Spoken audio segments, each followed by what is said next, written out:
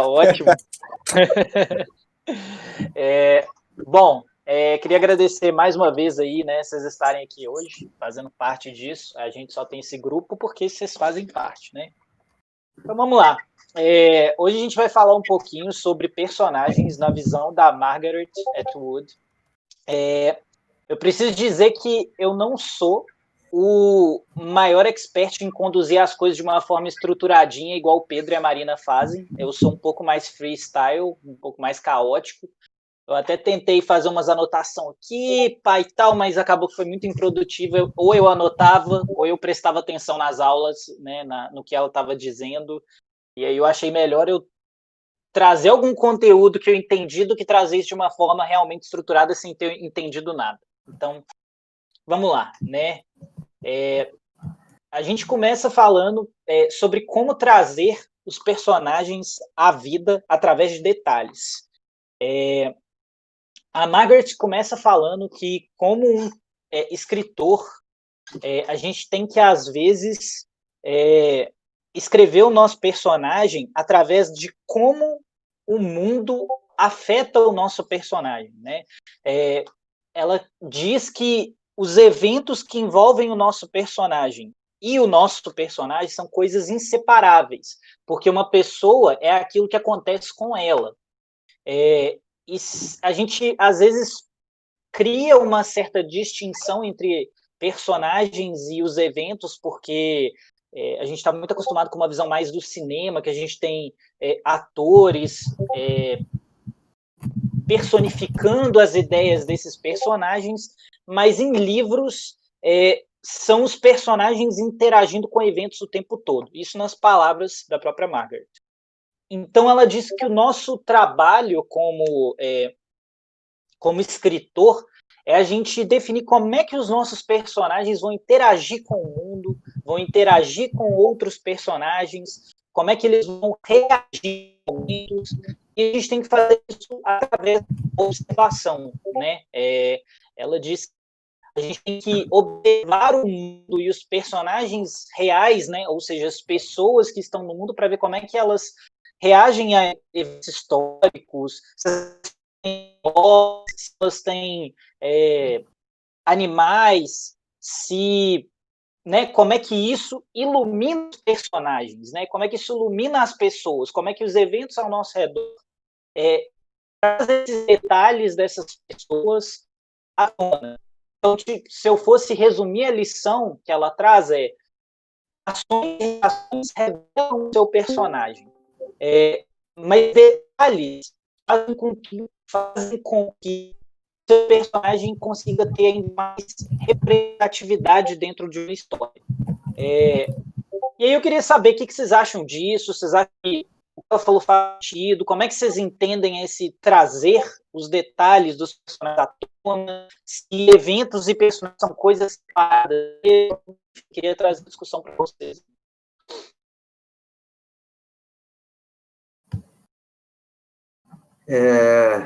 Fala, Yuri. Eu acho que o teu som tá falhando um pouco, assim, travando um pouco. Mas deu para entender, tipo assim, entender o recado. Eu vou começar dando um exemplo do livro que eu estou escrevendo, que a personagem ela é muito... O comportamento dominante dela o principal comportamento dominante dela, o comportamento dela, ela é muito ressentida com o passado, muito arrependida. Então, no capítulo de introdução a ela é mais apresentada da forma do que as pessoas acusam ela, entende? Para meio que mostrar ao leitor das coisas às quais elas se arrependem, das coisas que ela fez, das quais se arrependem, que afetou muitas pessoas. Então, eu decidi trazer situações em que ela é perseguida e xingada, e as pessoas vão, através dessas agressões verbais, vão passando para o leitor o que ela fez e como ela é, né? E da forma como ela reage a isso, também vai mostrando um pouco assim do caráter dela, da parte reativa, né? Que focando sempre para a questão do arrependimento, de que meio que concordando que as acusações são verdadeiras, né? Pelo menos a experiência que eu estou passando, assim, nessa questão de técnica da iluminação.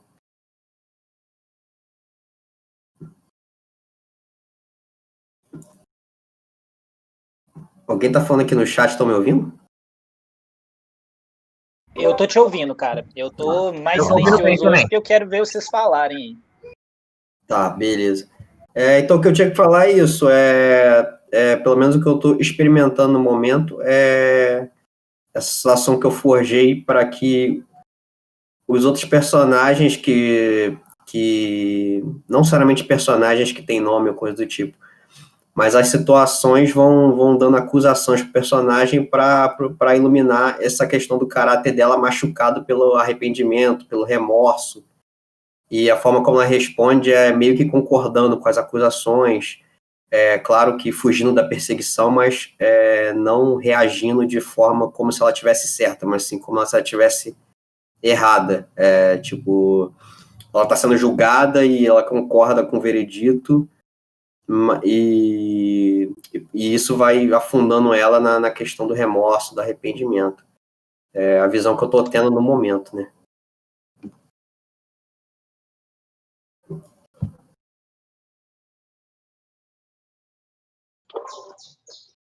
Aí o Daniel quer falar alguma coisa aí. Isso que eu ia falar, o Daniel, você não precisa do convite não, cara, você já é de casa, pode abrir aí não, é só para organizar a coisa. Seguinte, galera, sobre essa conexão do que o personagem é com o mundo ao redor, o mundo nele, ele me ajuda muito normalizar a coisa, sabe? Quando a gente está falando de um personagem, ele é uma pessoa fictícia, embora ele possa ser uma cadeira, mas vai agir como pessoa, né? E aí que, se a gente não perder a relação causa-consequência, ajuda demais na hora de construir essas camadas que humanizam o personagem. Por exemplo, quando você tem um comportamento dominante, você precisa mostrar ele no mundo. Você não vai falar sobre ele. Você vai mostrar aquela pessoa agindo dentro daquela chave. Então, a interação dela com o mundo ao redor que vai te permitir entender, por exemplo, que ela tem um caráter egoísta. Da mesma maneira que na hora que você vai construir esse personagem, se você der um passo atrás e chegar no Agon, você vai entender que aquela marca na alma da pessoa não foi gratuita.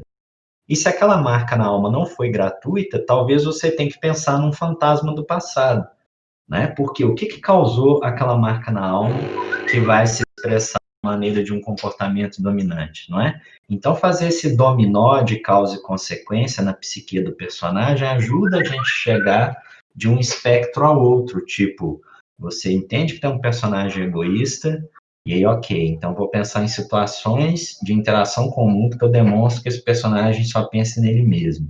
Mas qual que é o agon desse personagem? Por que ele é egoísta? Qual que é a marca na alma dele? Ah, esse personagem tem medo de passar necessidade, né? Isso é interessante. Então, se ele tem medo de passar necessidade, talvez ele tenha passado necessidade. Aí você vai lá no fantasma, né, do passado da pessoa, foi alguém que viveu num lugar miserável na infância. Então, você cria uma cadeia de causa e consequência. Isso ficando bem tecido, a gente navega de um espectro a outro e o personagem fica sempre fazendo sentido, porque ele fica humano. Mas o legal também, só para fechar, é remover essa lógica do personagem. Quando a gente quiser trabalhar com alguém que ou está próximo, né, de algum tipo de psicopatia, ou com algum distúrbio mental, ou com algum problema, se você remover a lógica causa e consequência da maneira correta, o estranhamento de quem consome a história, seja leitor, seja espectador, né, vai levantar a chave. Basta lembrar que personagem clássico assim, né, de que o Yuri começou falando aí do caos, mas basta lembrar que o Coringa é assim, não dá para esperar nada dele, porque a maneira como ele reage às situações são sempre desproporcionais, né?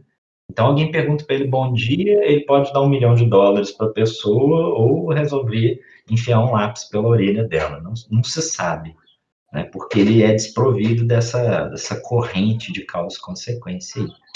Então, mas era isso de contribuição.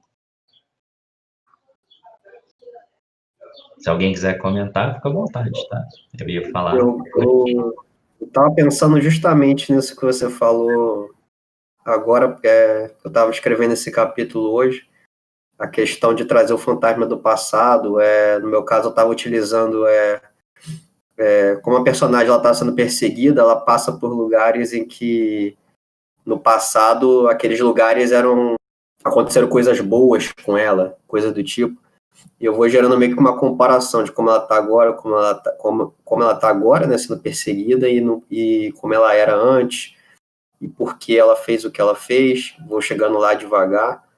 E, cara, a maior dificuldade, assim, pelo menos que eu acho, é como dosar a informação, cara.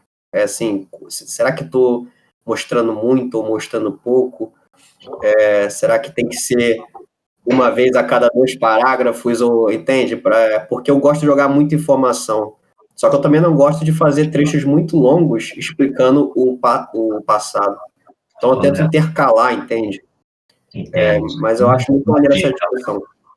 Uma dica nisso aí, que a gente tem visto, né? Pelo menos lá eu e Yuri, no nosso trabalho lá com o Bianco, ele fala da gente tem a chave, uma fácil e difícil, né? Então, são entregas fáceis, que você vai chegar em um tipo de perfil de pessoa que não, né, pega mais tranquilo ali o que você quer trazer, e uma entrega difícil. A ideia é você intercalar alguns fáceis com um número menor de difíceis, né? Porque a informação, ela não pode ser um atropelo, assim, tipo, eu entendo totalmente, imagino que todos que estão aqui devem passar pela mesma dificuldade, assim. É muito difícil saber o quanto a gente vai entregar, mas nesse sentido, algumas coisas ajudam. Um é oscilar entre uma entrega de informação fácil e uma difícil, né? O que seria uma entrega fácil e uma difícil? Naquele caso do personagem egoísta, um fácil, você vai demonstrar uma situação que fica óbvio que aquela pessoa é egoísta, entende? Tipo, na hora de servir ali o doce depois do almoço, ela coloca as maiores coisas para ela e ninguém come. Tipo, ela repete antes de todo mundo. São situações tranquilas, de se perceber que aquela pessoa está pensando primeiro nela. Mas outras são mais difíceis. Aí, nesse lance do não conte e mostre, você põe a pessoa para agir nessas chaves. Agora, quando você revela o passado, algo que eu gosto de fazer e tem sido interessante, é usar a técnica da iluminação. Que a não ser que a maioria de nós, assim, né, tem gente que gosta de falar da própria vida, mas a gente escolhe para quem vai falar, pela intimidade, pelo contexto, se é um processo terapêutico ou não, mas também, ao mesmo tempo, é muito comum a gente gostar de falar da vida das outras pessoas, né? Não necessariamente numa alcovitagem, numa fofoca, não, mas a vida das outras pessoas passa pelo nosso dia a dia. Então, se você está precisando, às vezes, dar uma informação de um personagem seu, por que não colocar essa informação na boca de outras pessoas dentro de uma situação corriqueira, né? Neste sentido, novelas são um formato que fazem isso muito bem, porque por ficarem presas sempre nos diálogos, né? Você não tem cenas. A maior parte da novela são cenas de diálogo, não sei se vocês já repararam nisso. Mas por ficar a maior parte do tempo nos diálogos, o tempo inteiro os núcleos de personagens estão falando uns sobre os outros. Então é uma ferramenta bem legal, assim, para trazer com naturalidade, sabe? Às vezes, por exemplo, naquela situação que eu falei da pessoa egoísta que come comida na frente de todo mundo, você nem descreveu essa cena. Às vezes é o café da manhã com o irmão e a avó, aí o irmão tá falando com a avó, nossa, o negócio inteiro, sabe? Então são maneiras de você puxar, assim, trazer para a naturalidade. Aí o quanto dosar, fechando também, fica a minha dica, faz uma listinha, um checklist das informações desse personagem que você gostaria que aparecesse na história. Sei lá, eu quero falar que ele teve esse trauma aqui, quero falar que torce pro time tal, quero falar que gosta de se vestir assim, que escuta as músicas tais. À medida que você for passando a história, marca o que você já disse. Se você estiver chegando perto do meio do livro e já tiver esgotado a lista, talvez você deu informações demais, né? Lembrando que muitas vezes fantasma do passado, é legal ele ficar numa posição estratégica na história. Não digo nem início nem fim, mas estratégico, bem calculado o momento de revelar, se é que vai ser revelado. Necessidade não tem. Era isso, galera. Vocês estão me ouvindo? Agora eu estou no Sim, 3G, sim. mas meu 3G tá meio zoado hoje também. Estamos ouvindo sim, Yuri. Tô te Tá, ouvindo. beleza. Bom, eu queria emendar isso que o Daniel falou, não necessariamente para avançar o tópico, mas é só porque a Margaret passa por isso, por esse ponto, vamos dizer assim. Mas ela diz uma coisa muito legal que tem a ver com o que o Daniel falou, que alguns autores, eles tendem a mostrar como os personagens reagem ao ambiente, como eles se mesclam ao ambiente, como eles se relacionam com outros, através de duas coisas que ela considera muito importantes, que ela exemplifica. Óbvio que a gente pode estender isso para vários outros campos, mas o que ela traz como pontos principais são através de vestimentas e através de refeições. Ela diz que muitos autores, por exemplo, o Dashiell Hammett, não sei se o nome dele tá, se eu falei certo, ele gosta de nunca alimentar seus personagens. Você nunca vai ver os personagens dele comendo, em momento nenhum. Em outros, por exemplo, ela fala do Flaubert, ela fala que ele é um autor que descreve muito as roupas dos personagens, ele gosta de entrar em detalhes das roupas, né? Chega num nível assim, que você consegue quase que visualizar o personagem pelo nível de detalhe que ele coloca, principalmente roupas femininas. Por outro lado, ela já fala que o Charles Dickens ele alimenta de maneira até extravagante os personagens dele. São sempre refeições muito chiques, muito específicas, e que a cena acaba ditando muito sobre os personagens e muito sobre a relação entre eles, né? Ela fala que outros autores gostam de falar muito sobre móveis, né? Mobília, que às vezes vai falar muito sobre o mundo ou sobre os personagens em si, as escolhas deles, né? E uma coisa que ela traz é que... Opa, esbarrei no microfone. Outra coisa que ela fala é que, independente do que você escolher, é importante pensar em como o mundo físico dos seus personagens está intimamente ligado ao seu personagem. Porque isso vai desenvolver a forma como você conhece o seu personagem e a forma como você sabe que ele vai reagir a eventos e momentos inesperados na sua história, né? Então ela diz assim que, de maneira resumida, que tipo, esses detalhes, né, que a gente considera muitas vezes corriqueiros, eles às vezes revelam muito mais sobre o nosso personagem do que um diálogo, do que não sei, do que uma interação com outro personagem, né? Eles podem agir muito como símbolos ou expressões, extensões, às vezes, dos seus personagens. E aí eu queria trazer uma contribuição minha nisso, que até não é tão minha, é mais de um outro teórico aí, né, que eu gosto de trazer de vez em quando, que é o Larry Brooks, com o livro dele aí do Story Engineering. Ele tem um capítulo totalmente dedicado a personagens no livro dele, e ele fala sobre a tridimensionalidade dos personagens, né? A gente tem uma das críticas que eu acho que é a pior crítica, assim, que você como escritor pode receber, é que o seu personagem é raso. Eu não acho que existe uma crítica pior.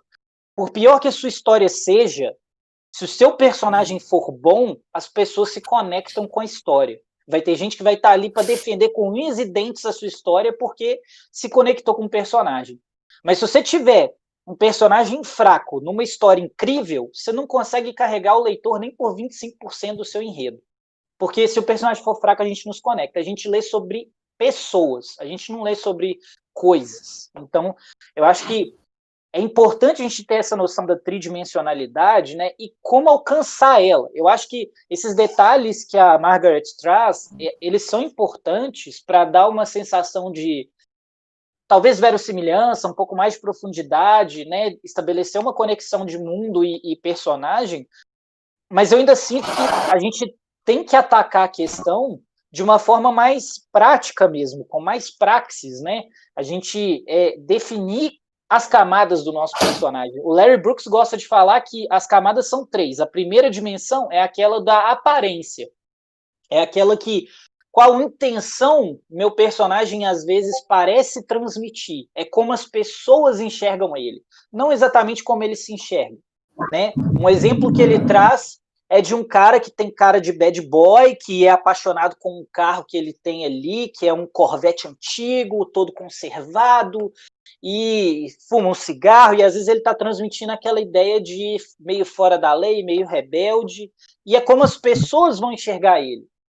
E uma segunda camada que ele traz aí como uma possibilidade seria, na verdade, como ele se enxerga, né? Essa segunda camada seria por que ele fez as escolhas que ele fez e por que ele faz as coisas que ele faz, ainda assim, de uma forma que não é tão tridimensional. Seria tipo, como ele acha que ele é, sem ele ter um conhecimento profundo dele mesmo. Então, num caso como esse, ele às vezes ele tem esse carro porque foi uma herança do pai, e às vezes ele sente que andar num carro desse aí faz ele ser um pouco mais legal na visão das outras pessoas, porque lá no passado ele foi excluído quando ele era adolescente, né? Tipo, ele era considerado aquele cara esquisito, que ninguém gostava, e aí quando o pai dele falece, por exemplo, deixa um carro para ele, ele sente que vai ser descolado se ele andar com aquele carro ali. E às vezes ele tem vergonha de fumar, ele não usa o fumo como uma maneira de parecer descolado, não, ele é um vício que ele adquiriu, né, através da dor, muitas vezes, né, da ansiedade, para controlar uma ansiedade que ele tinha de ser aceito, e hoje ele está preso a esse vício que ele não gosta, ele tem vergonha, mas para as outras pessoas é uma camada estética, é uma camada de alguém que está ali demonstrando que pô, eu sou legalzão, olha como é que eu tenho um carro, eu fumo, né, às vezes essa é a segunda camada. No caso desse personagem, não estou falando no caso de ninguém, não, né, eu estou falando no caso desse personagem específico. E aí o Larry Brooks vai além. Ele fala assim, tá, mas e aí a terceira? Pra gente fazer realmente um personagem tridimensional. Seria a camada onde o personagem revela quem ele é de verdade sob pressão. Às vezes a gente vai entender que esse cara é apaixonado por esse carro, que tipo, esse carro é tudo pra ele, que por causa dessa ligação com o pai. Mas às vezes o comportamento que a gente muitas vezes chama de comportamento dominante, ou o verdadeiro caráter dele, é que ele é um cara muito amável, que se preocupa com todo mundo, que tem muita compaixão, e que às vezes ele estava ali dirigindo numa certa noite e ele tem tanta compaixão que ele estava prestes a atropelar um gatinho na estrada. E aí ele resolve jogar o carro numa árvore, nem se preocupa ali com o que pode acontecer com o carro, porque ele se preocupa muito mais com a vida do gatinho. E aí, nessa tridimensionalidade dele, a gente percebe que às vezes ele é muito mais, né? A gente pensa que ele bad boy, que não se importa com ninguém, que tá nem aí pra nada, que no final das contas destrói o próprio carro que ele ama tanto por causa de um gatinho. Não estou dizendo que não é uma coisa certa a se fazer, só estou dizendo que, nesse caso, a gente percebe que o personagem não era aquilo que a gente estava esperando, né? Então, é um exercício legal a gente pensar nessas 3 dimensões. Aquilo como as pessoas enxergam o nosso personagem, como o seu personagem se enxerga com base nas experiências dele do passado e como ele se revela através das pressões do presente, né? Eu acho que isso dá uma boa noção de tridimensionalidade para os nossos personagens. Dando uma emendada aí, galera, chat. Hoje eu também não posso. Tá cortando só para mim? Pera aí que tá super. Pronto. Pô, não tô ouvindo não. Pode repetir, Daniel? Acho que parei porque tinha uma moto aqui fazendo um barulhão.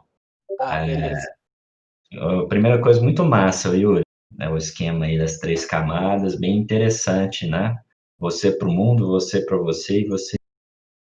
Mas o que eu ia falar, gente, é o seguinte: uma das maneiras que o personagem interage com o mundo, ela é representada na voz do narrador. Olha que legal. Tipo, quando a gente está narrando uma cena, você vem fazer uma imersão sensorial, a ideia que o narrador está te contando, não só o que está acontecendo no lugar, mas aquilo que está acontecendo no lugar que é relevante para quem está experienciando aquela cena, ou seja, a partir de qual ponto de vista que você está trabalhando. Então, pense que se você tem uma pessoa com, tipo, sei lá, aquelas manias de organização que não pode ver nada torto, né? Ou uma mania de limpeza, ela vai entrar no ambiente, muito provavelmente a primeira coisa que vai chamar a atenção é o quadro torto. Ou você está falando de um personagem ao mesmo tempo, que é o que viu e repara o quadro torto, mas você também está falando do dono do lugar onde está o quadro torto. Então, quando você usa o mundo, você pode espelhar ele tanto no ponto de vista, tanto iluminar o lugar que você está. Mas a voz narrativa, aquilo que ela vê, tem tudo de conexão com o filtro do seu personagem. E muitas vezes mais até do que o filtro do personagem. Porque se você for pensar com uma mente de audiovisual, às vezes saindo, né, de uma cena mais aberta, né, se o termo não for esse aí, me perdoe quem tem mais a mãe, mas assim, uma visão mais distante, você vai aproximando, ou seja, você vai tornando íntima a visão do personagem. Às vezes começou com uma cidade, e o tema do seu filme, por exemplo, ele está contando uma história de corrupção dentro das forças policiais. Muito provavelmente a cena vai trazer, e se aquele tivesse um nível, a narrativa vai trazer este mesmo olhar temático sobre a cidade. E aí o seu personagem vai ser posto para lidar com essa situação, para que você demonstre como ele conversa com a unidade temática. Então, interagir, isso tem muito a ver com o que a Margaret fala do que os autores que descrevem roupa, autores que descrevem mobília, são formas de expressar o filtro, assim, porque pessoas dão importâncias diferentes para as mesmas coisas, né? Então dá para se extrair do personagem pelo mundo ao redor, tanto dele imediato, se você tá, né, tem aquela brincadeira, quer saber um pouco da vida de alguém, vai ver como é que essa pessoa cuida da própria casa ou do próprio quarto, né? Mas também como o personagem interage. Então, fechando minha contribuição, era isso. Usar da voz narrativa para poder reforçar os pontos do personagem, não só naquilo que o personagem presta atenção na cena, que você está dando foco na imersão sensorial, mas também quando for fazer mergulho na psique, né? O que tipo de coisa que o personagem pensa quando ele vê o quadro torto na parede, sabe? É um incômodo, nossa, que está me incomodando, eu não estou aguentando olhar para esse quadro torto, estou aqui na fila do consultório médico e o quadro torto, a pessoa está lá incomodada, não pode ir mexer. Ou ela está pensando sobre quem deixou o quadro torto. Ou ela está pensando na cena que está representada no quadro. Então, isso tudo que está na voz narrativa conta muito sobre o personagem. Ainda mais quem estiver narrando na primeira pessoa, né? Porque aí, literalmente, a voz narrativa carregando a voz do personagem. Mas é isso, galerinha.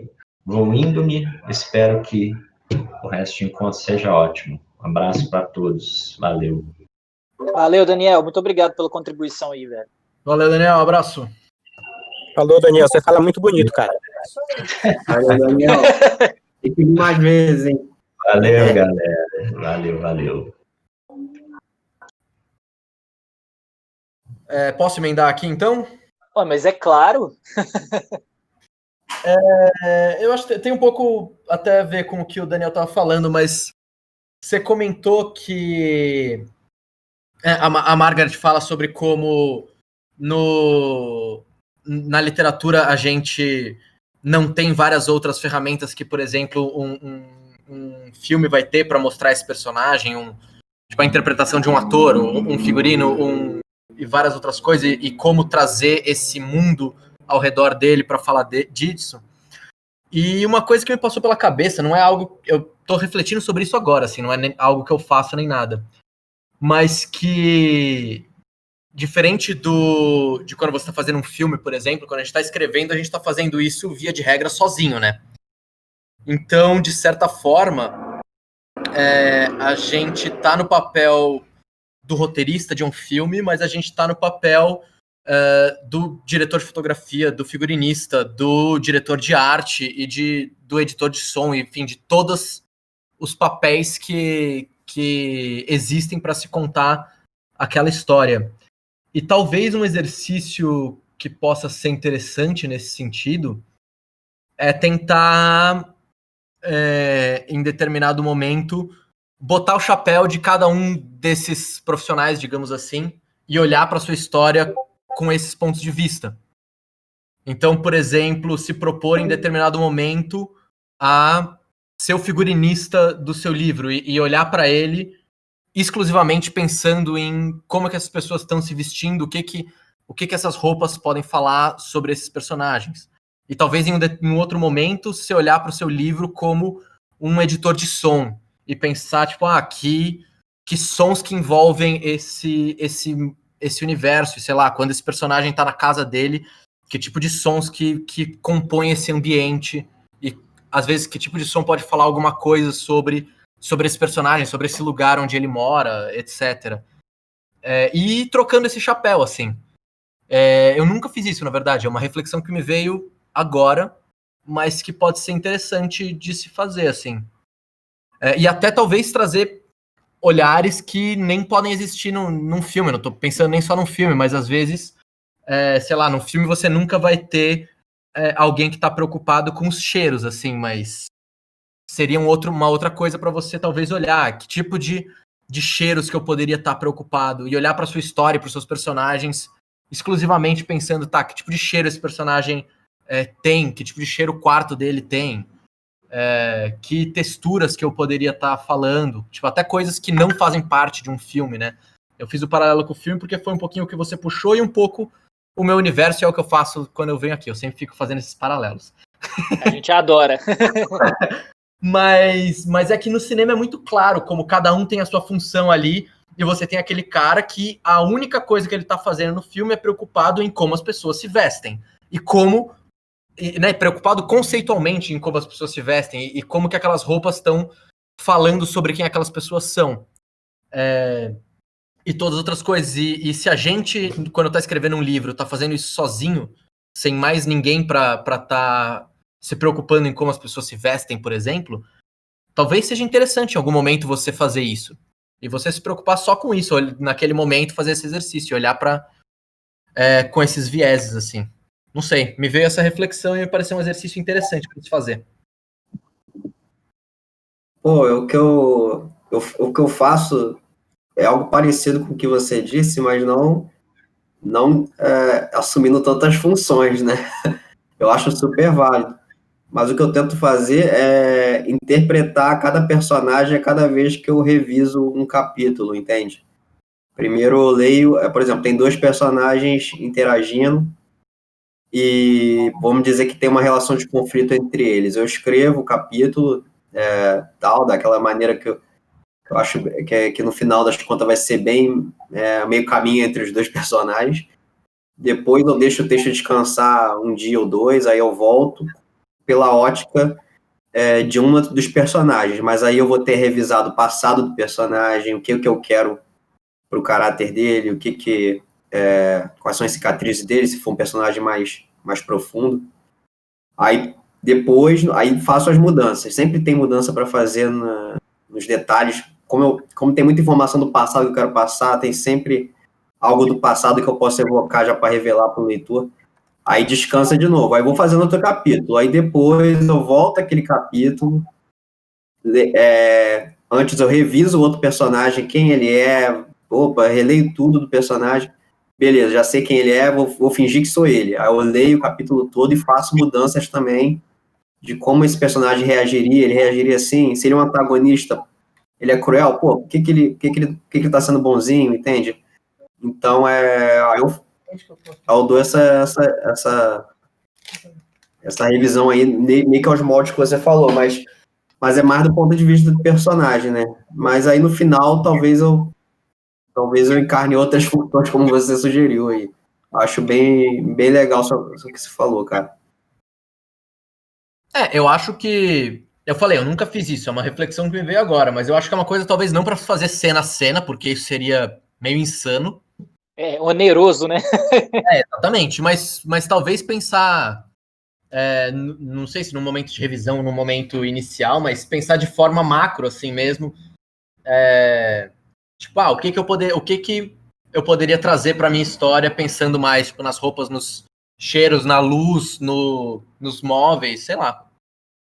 Eu acho que faz todo sentido. Eu tô escrevendo uma história que é uma história de mistério e eu acho que história de mistério ela tem uma característica muito interessante que raramente é tão importante em outros gêneros, que é o fato de você ter que plantar pistas. E eu acho que, às vezes, você planta pistas de uma maneira muito interessante que pode explorar esse tipo de abordagem que o Vitor sugeriu. Né? Às vezes como você tem que, vamos supor, um crime aconteceu e você está buscando aí né, normalmente são 3 coisas, quem, porquê e como, né, que a gente busca nas histórias de mistério.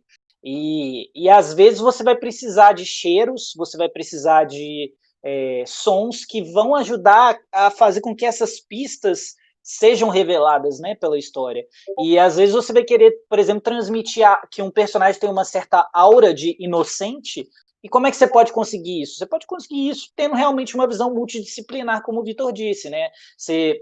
Esse aqui é para ser um cara super descoladão, um cara super da paz, então você não vai colocar ele com um uniforme, pode ser que você vá, tá? Mas a princípio, por exemplo, um uniforme de uma corporação ou um uniforme de uma instituição de segurança que esse cara anda, ou tipo, se ele andar armado, por exemplo, ou se ele tiver um corte de cabelo muito formal, a primeira coisa que você vai pensar, pô, esse aqui é um cara meio sério, acho que pode ser que ele seja um cara capaz de cometer algum crime, alguma coisa do tipo, porque as aparências para o nosso mundo, elas falam muito, né?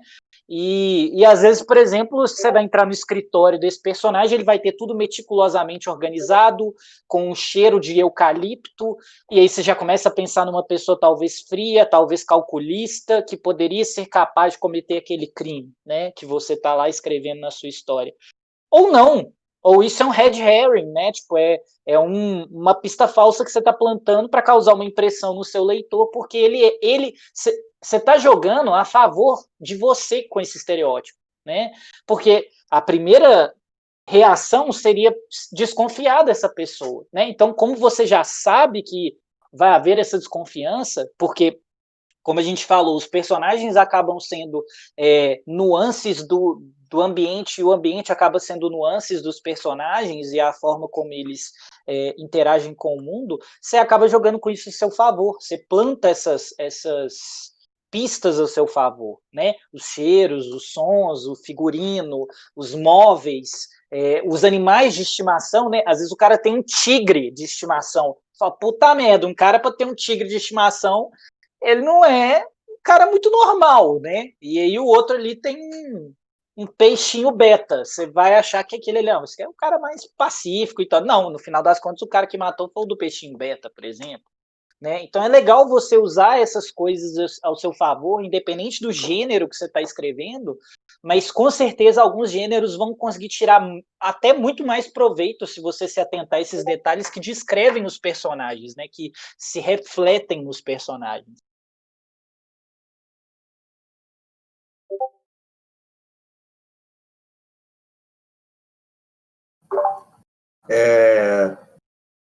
Só complementando também o que o Vitor disse, também essa revisão sensorial, porque é muito difícil, pelo menos para mim, numa leitura de primeira leva, utilizar o tato e o cheiro nas cenas, depois que eu tenho que ir fazendo.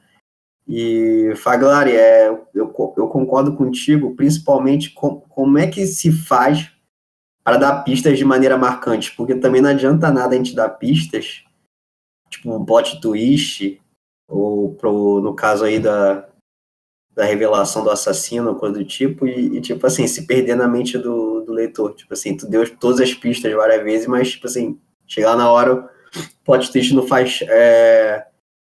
faz tanto sentido para ele, né? Faz pra gente, porque a gente escreveu, mas não faz para ele porque a gente não usou nenhuma técnica de aderência para fazer pistas grudarem na mente dele no decorrer do livro. Então, eu acho que apelando, principalmente, talvez para sentidos que a gente usa menos, por exemplo, cheiro, até mesmo tato, pelo fato de destoar, pode até chamar atenção para as pistas. Mas é claro que isso é uma discussão longa, é só meu palpite mesmo. Mas eu também tenho dificuldade de lançar pistas de forma marcante.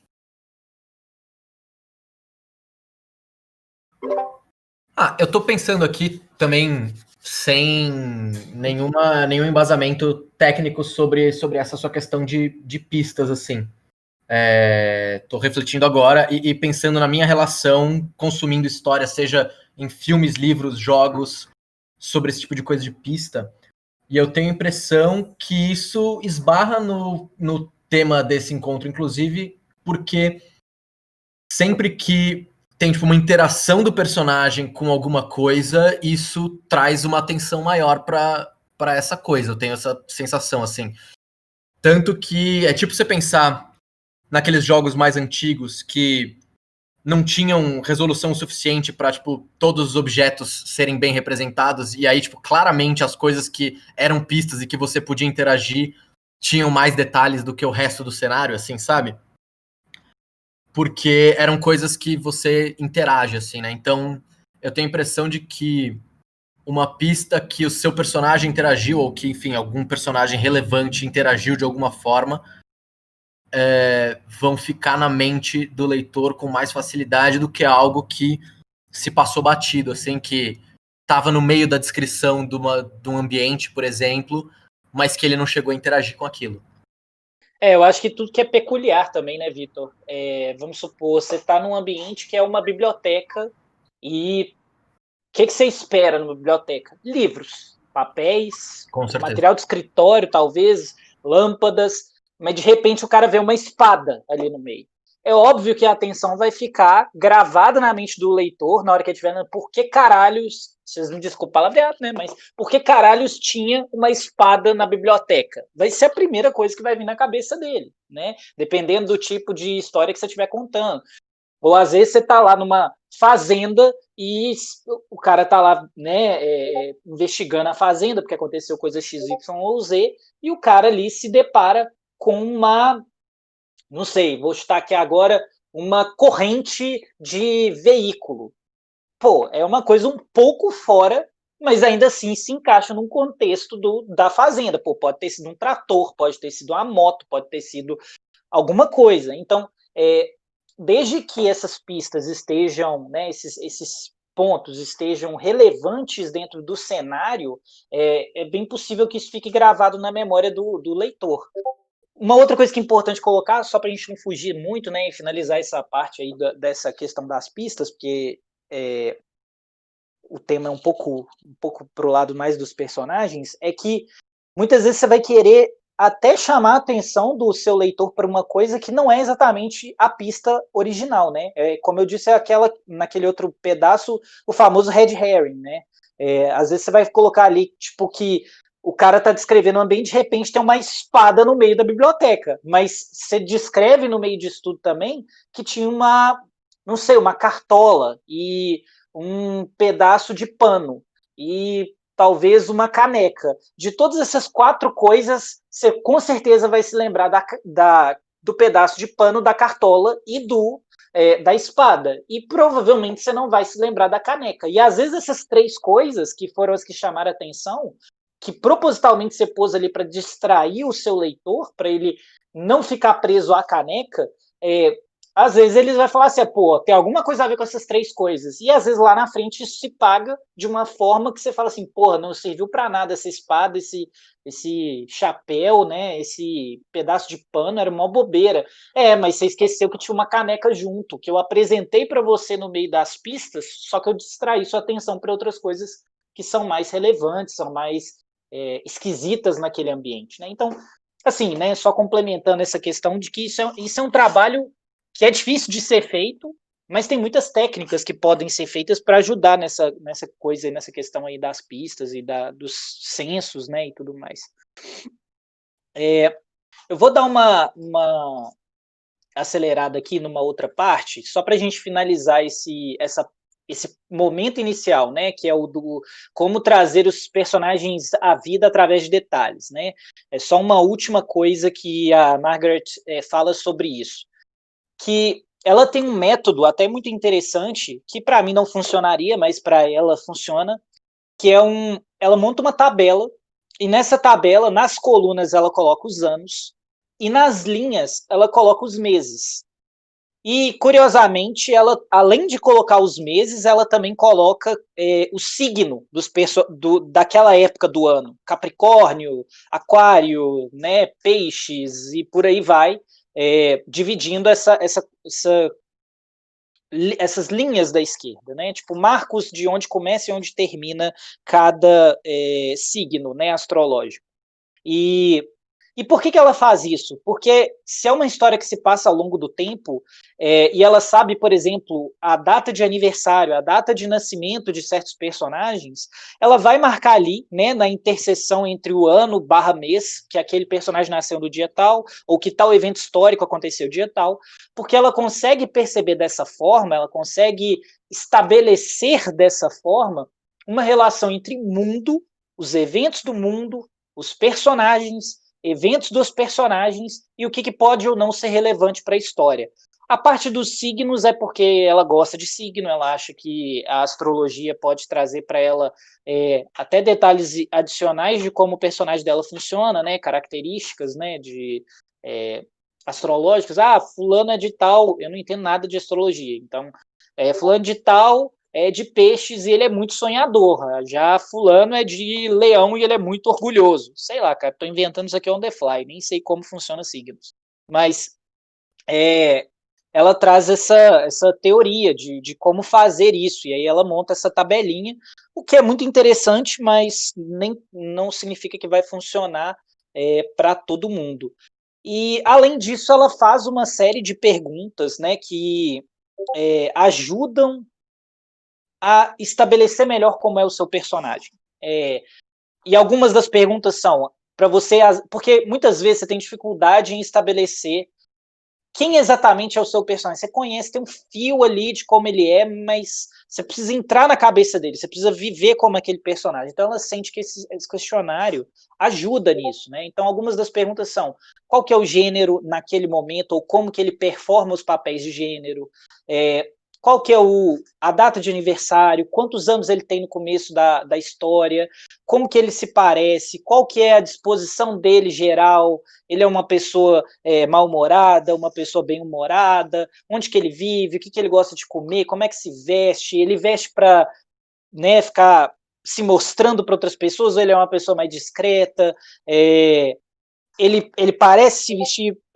tipo, como uma pessoa mais velha, como uma pessoa mais nova. Esse personagem teve um evento traumático, teve uma infância ruim, a infância dele foi destruída por um evento traumático. Quais são as coisas que incomodam ele, quais são as obsessões dele, eles amam alguém, eles têm animal de estimação, igual eu trouxe antes, né? Eles têm alguma condição médica, o que eles fazem no tempo livre, como é que são os amigos deles, quais são os hobbies deles, enfim, são essas perguntas que ela traz, que ela acha que são relevantes para a história e que funcionam como reflexos dos personagens, né? Vocês usam alguma estratégia nesse sentido? Vocês fazem ficha de personagem? Eu sei que uma galera aqui joga RPG, né? Provavelmente deve trazer um pouco aí dessa experiência. Como é que funciona para vocês?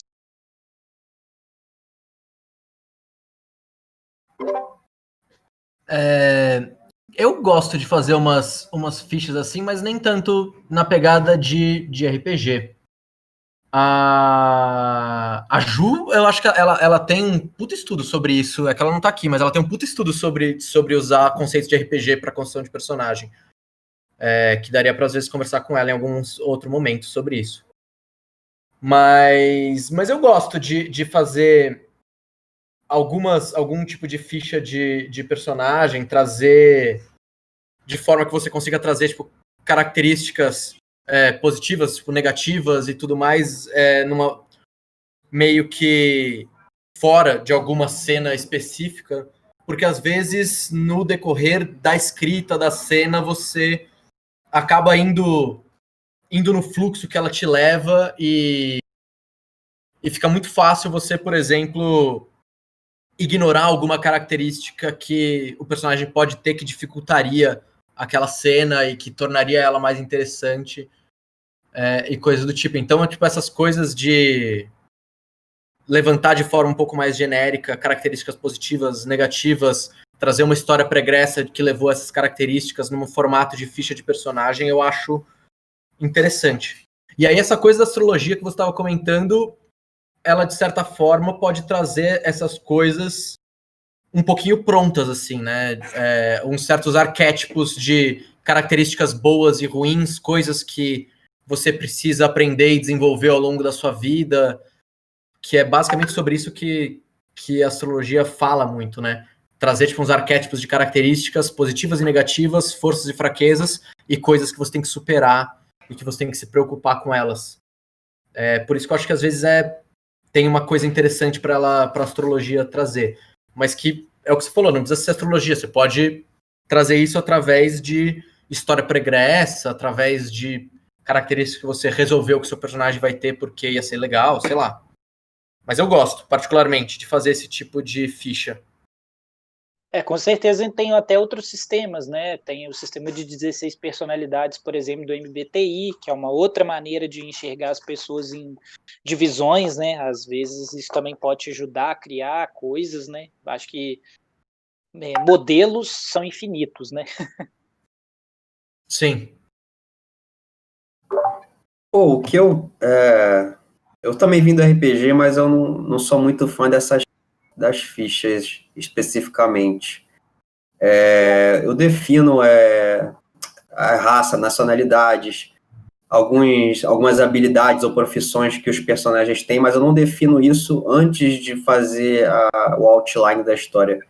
Eu defino isso porque eu já estou fazendo o outline, entende? Para justificar as ações que as personagens vão tomando no decorrer da história. Se chegar lá na frente eu empacar e tipo precisar que o personagem seja não sei, um cara que faz malabarismo com facas, eu vou ter que mudar tudo para justificar que ele tem essa profissão, vou mudar o passado dele, tudo isso, vou fazendo tudo que meio ao mesmo tempo. Mas eu vou definindo, eu vou escrevendo as características, os detalhes das personagens, como eu vou fazendo o outline, como é que eu faço. Eu faço uma linha do tempo, imagina uma linha assim na horizontal, né? Imagina no Excel, uma linha na horizontal, e essa aí seria a linha do tempo, capítulo 1, capítulo 2, indo tudo para a horizontal, indo da esquerda para a direita. E na vertical, eu vou botando o nome das personagens. Eu vou dizendo o que cada personagem está fazendo em determinado momento da linha do tempo, tanto do capítulo 1 até o capítulo final, e também dos eventos que aconteceram no passado, né, antes do livro se iniciar. E aí eu vou tentando estabelecer uma relação de causa e consequência de acordo com como os personagens vão agindo. Eu não penso conscientemente na personalidade de todos os personagens, todos os oponentes, todos os acessórios, todos os coadjuvantes e por aí vai. Eu tento estabelecer uma lógica no tipo de ação que eles vão tomando para os objetivos deles, entende? Se eles vão ter ações contraditórias para alcançar o objetivo, eu não me importo, desde que eles estejam tomando ações para o objetivo dele. A partir disso, eu vou completando. O que cada personagem está fazendo em determinado momento da timeline, as relações de causa e consequência, eu vou ter que marcar, porque lá no passado ele fez isso, ele era assim, então lá no futuro ele foi assado. E vou fazendo isso até preencher o máximo de coisas possíveis. E depois eu extraio daí o que eu observei de cada personagem. Se o personagem fez isso, então ele tem a personalidade assim, ele é mais caótico. Não, esse aqui é mais bonzinho. Se para ele fazer isso, ele precisa ter a personalidade X, ele tem que ser um marceneiro, ele tem que ser um espadachim. Ou então ele tem que ser de uma raça tal, ele tem que ser um anão, ou tem que ser um elfo. E daí eu vou extraindo o que eu sei dos personagens. Mas eu faço isso mais numa pegada de plot, de causa e consequência do plot, para conveniência do plot, do que fazer os personagens no início e dos personagens a história se emana, entende? Né? Eu faço justamente o contrário. Para mim, os personagens emanam da história. Eu faço a história, depois tento entender todos os detalhes dos personagens necessários, que são todos os detalhes que vão ser necessários para o personagem para eles atuarem naquela história, entende? E não tem gente que faz o contrário, né? Eles desenham os personagens, fazem as fichas e e vão tentando encaixar a história para bater neles, né? Eu faço o contrário. Faço uma ficha de eventos, né? E de causa e consequência. Eu não sei, eu particularmente acho que os dois caminhos podem funcionar muito bem. Você tipo, começar por uma construção de personagem e ver como isso afeta o seu plot, ou o contrário. Contanto que, em alguma medida, você esteja fazendo uma via de mão dupla aí, né? Porque eu acho que se você pensa um personagem e escreve aquilo em pedra e começa a fazer o seu plot e aquilo nunca mais muda, eu acho que você acaba perdendo a oportunidade de como o seu plot pode trazer coisas para esse personagem que são interessantes. E o contrário também, se você traz todas as características de personagem através do seu plot e você não faz o caminho inverso nunca, talvez você perca oportunidades do seu plot se alterar de uma forma que às vezes é até menos óbvia, porque você tem uma característica de personagem que é externa a essa cadeiazinha que você está construindo de causa e consequência, assim. Então, eu não sei, eu tenho a impressão de que ao longo do processo é legal que tem essa via de mão dupla, assim. E quem tá falando agora... Para mim, não, para mim tem justamente essa via de mão dupla, porque eu fico toda hora mexendo, eu vou do passado até o futuro. Aí eu volto, eu tenho uma ideia ótima para o futuro, mas no passado tem que acontecer alguma coisa que justifique aquilo. Então eu volto. Toda vez que eu mudo algo, é tipo aquele filme Efeito Borboleta. Eu tenho que mudar tudo dos personagens, de vários deles, de vários eventos.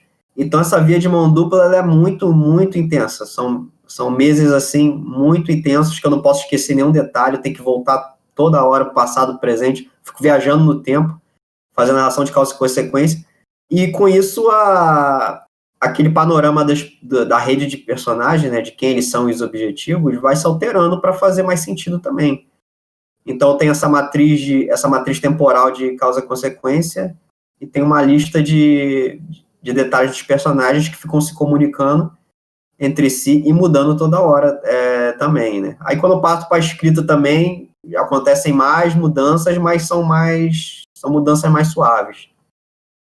Mas acontece isso aí muito, cara. É a maneira que eu consegui me organizar, tá? Para fazer as coisas, para organizar minhas ideias. Mas se alguém tiver o talento de já papel e do início ao fim, eu recomendo.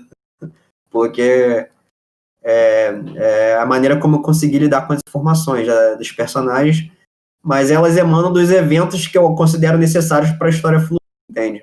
A lógica que eu sigo é essa. Eu acho que não tem certo nem errado, né, Léo?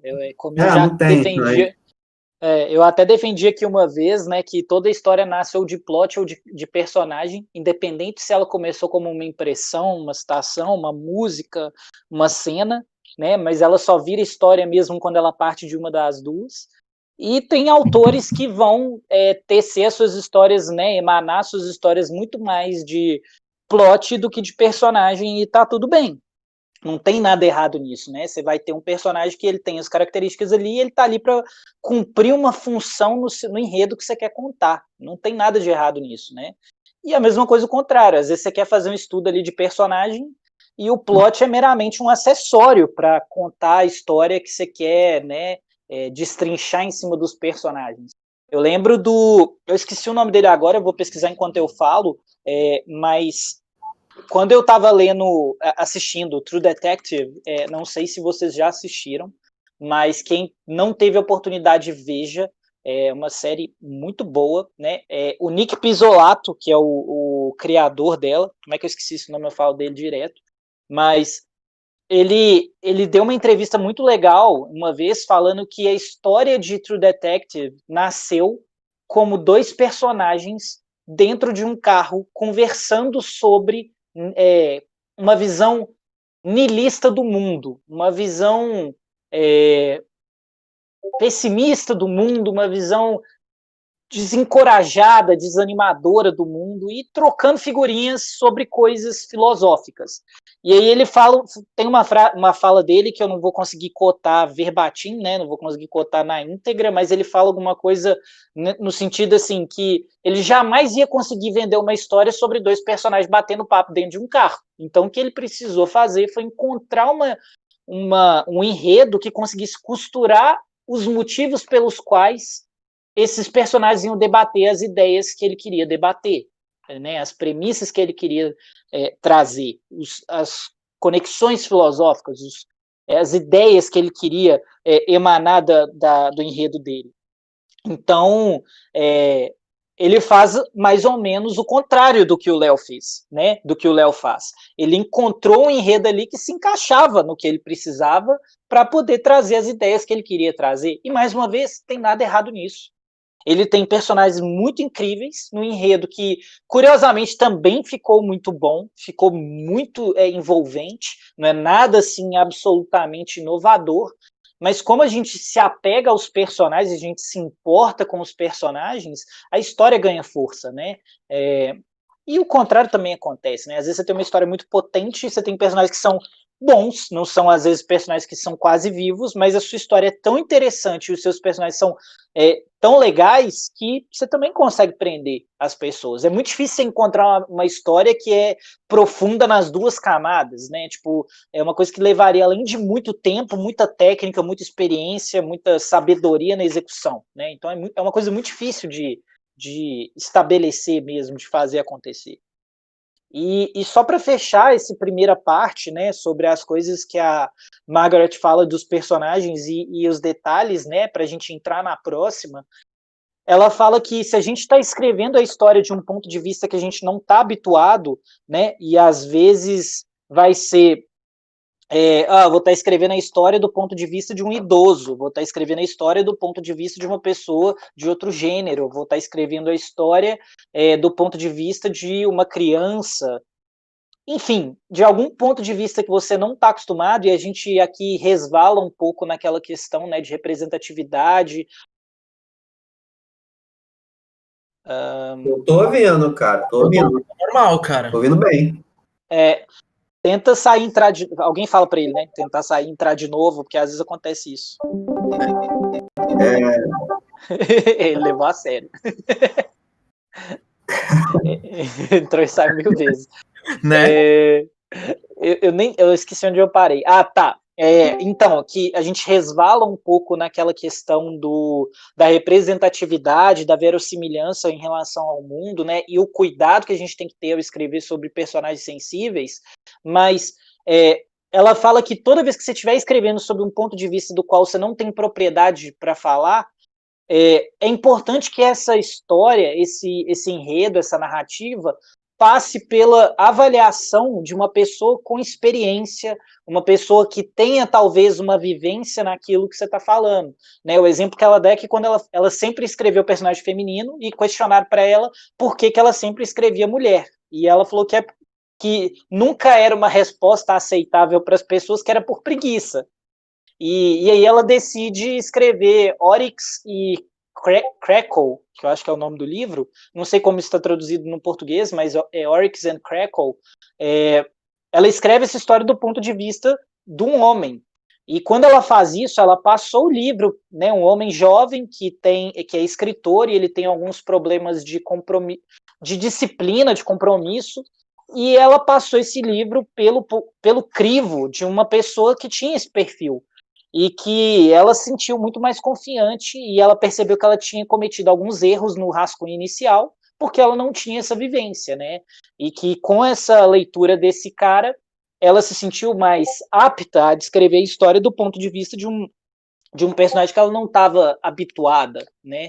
E ela dá um exemplo muito interessante, que às vezes você é um homem escrevendo sobre uma mulher e você não sabe como colocar uma meia calça. Você vai descrever a meia calça, o cara colocando, a personagem colocando como se ela botasse uma calça, e não é assim que funciona, né? Então, que às vezes você pode pecar em detalhes pequenos e que podem parecer irrelevantes, mas que às vezes são importantes para manter a suspensão de descrença, né? Para o seu leitor estar ainda imerso na história. Se de repente ele começa a botar, a mulher começa a botar a calça de um jeito esquisito, imediatamente quem está familiarizado com a utilização dessa roupa vai falar assim, uai, velho, não é assim que pô a meia calça, não? O que esse cara tá arrumando? Né? Então, é importante não só estar atento a esses detalhes, como ela disse, mas na minha visão também, para você não cometer erros ofensivos, erros que podem comprometer a integridade da sua história, erros que podem ofender pessoas também. Se alguém quiser complementar, a gente vai finalizar a primeira parte, que é essa dos trazer personagens à vida através de detalhes, para a gente entrar na segunda.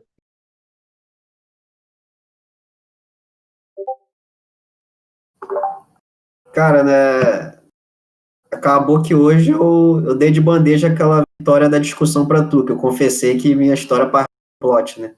No outro dia eu tava jurando que era impossível Eu falei. Que não fosse plot do personagem. Hoje eu entreguei de bandeja pra tu, você tava certo.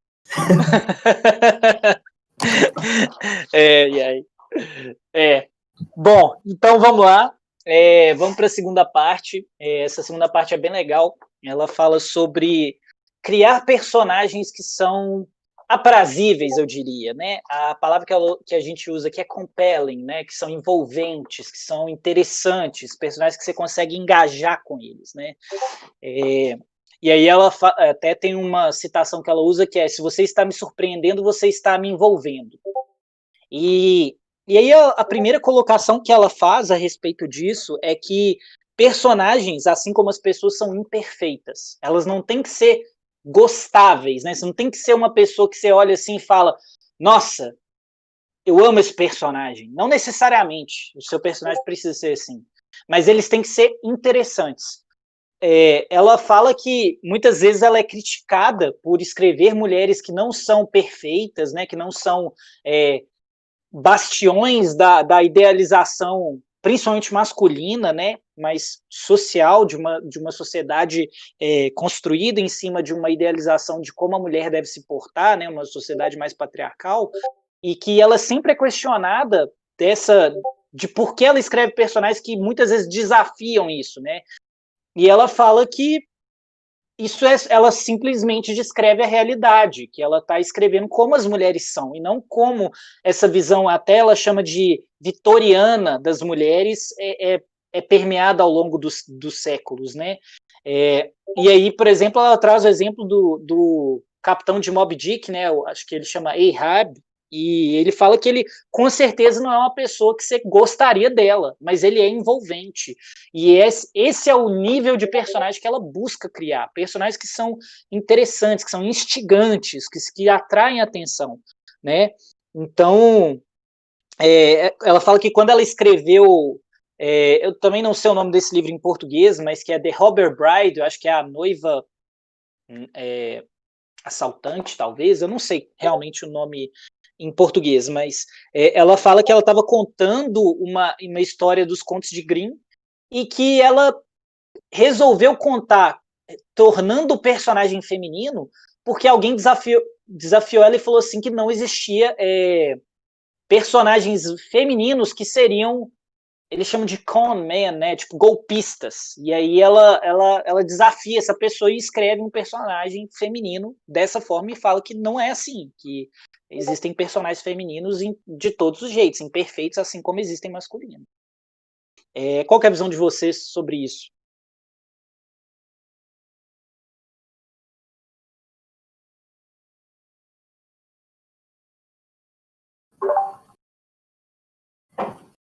Cara, o que eu vou falar, não sei se é chover no molhado. Pelo menos no meu livro, seria muito gratificante se o leitor conseguisse odiar minha protagonista pelas coisas que ela fez, assim, porque eu gosto muito, pelo menos assim, meu objetivo muito é bater na questão dos defeitos, do arrependimento, das atitudes falhas do passado que foram feitas, afinal, não cai naquela coisa de tipo, eu queria fazer algo bom e deu errado. É tipo assim, eu queria fazer algo que, só por fazer e acabou dando muito errado, prejudicando muita gente. Então, eu acho que tudo vai cair na questão do comportamento dominante da personagem. Se for, no caso, na minha tem mais de um, mas se o caso do personagem tiver um só, vai sempre cair na questão do comportamento dominante ser um vício que realmente que o leitor se identifique de alguma forma. Um vício, apesar do personagem ser algo de ficção, seja um vício assim, que qualquer um poderia ter, algo assim, entende? Ou então, eu acho que vai sempre cair na questão do personagem ele tá tendo uma batalha espiritual contra algo que nasceu com ele, ou então algo que surgiu dentro dele a partir de eventos externos que foram causados por ele ou por outros. Quem sabe o personagem ele seja, digamos assim, um filho espiritual de alguém, quem sabe até do antagonista. Ele não é assim porque ele nasceu assim, ou então alguém fez ele assim e ele não sabe. Eu acho que a resposta vai estar sempre aí, cara, na dor do personagem e nos perrengues que ele passa, nas tretas que todos os conflitos que são causados conforme ele caminha desde o capítulo 1 até o fim. Pelo menos pelo menos essa é a minha visão, né?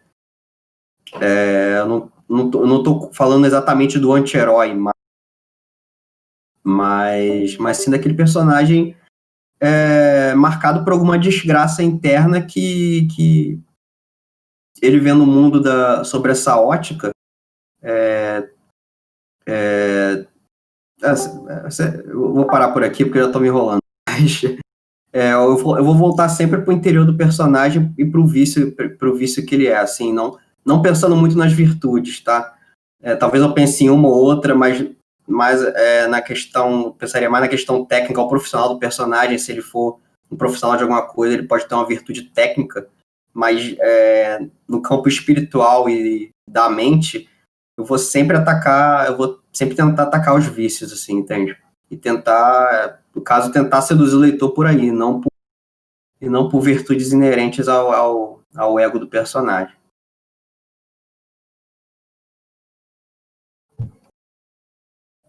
Interessante demais, Léo. Acho que faz todo sentido. Recentemente eu estava ouvindo um podcast que eu gosto muito, que é o Q&A do Jeff Goldsmith, e ele estava entrevistando o diretor, né?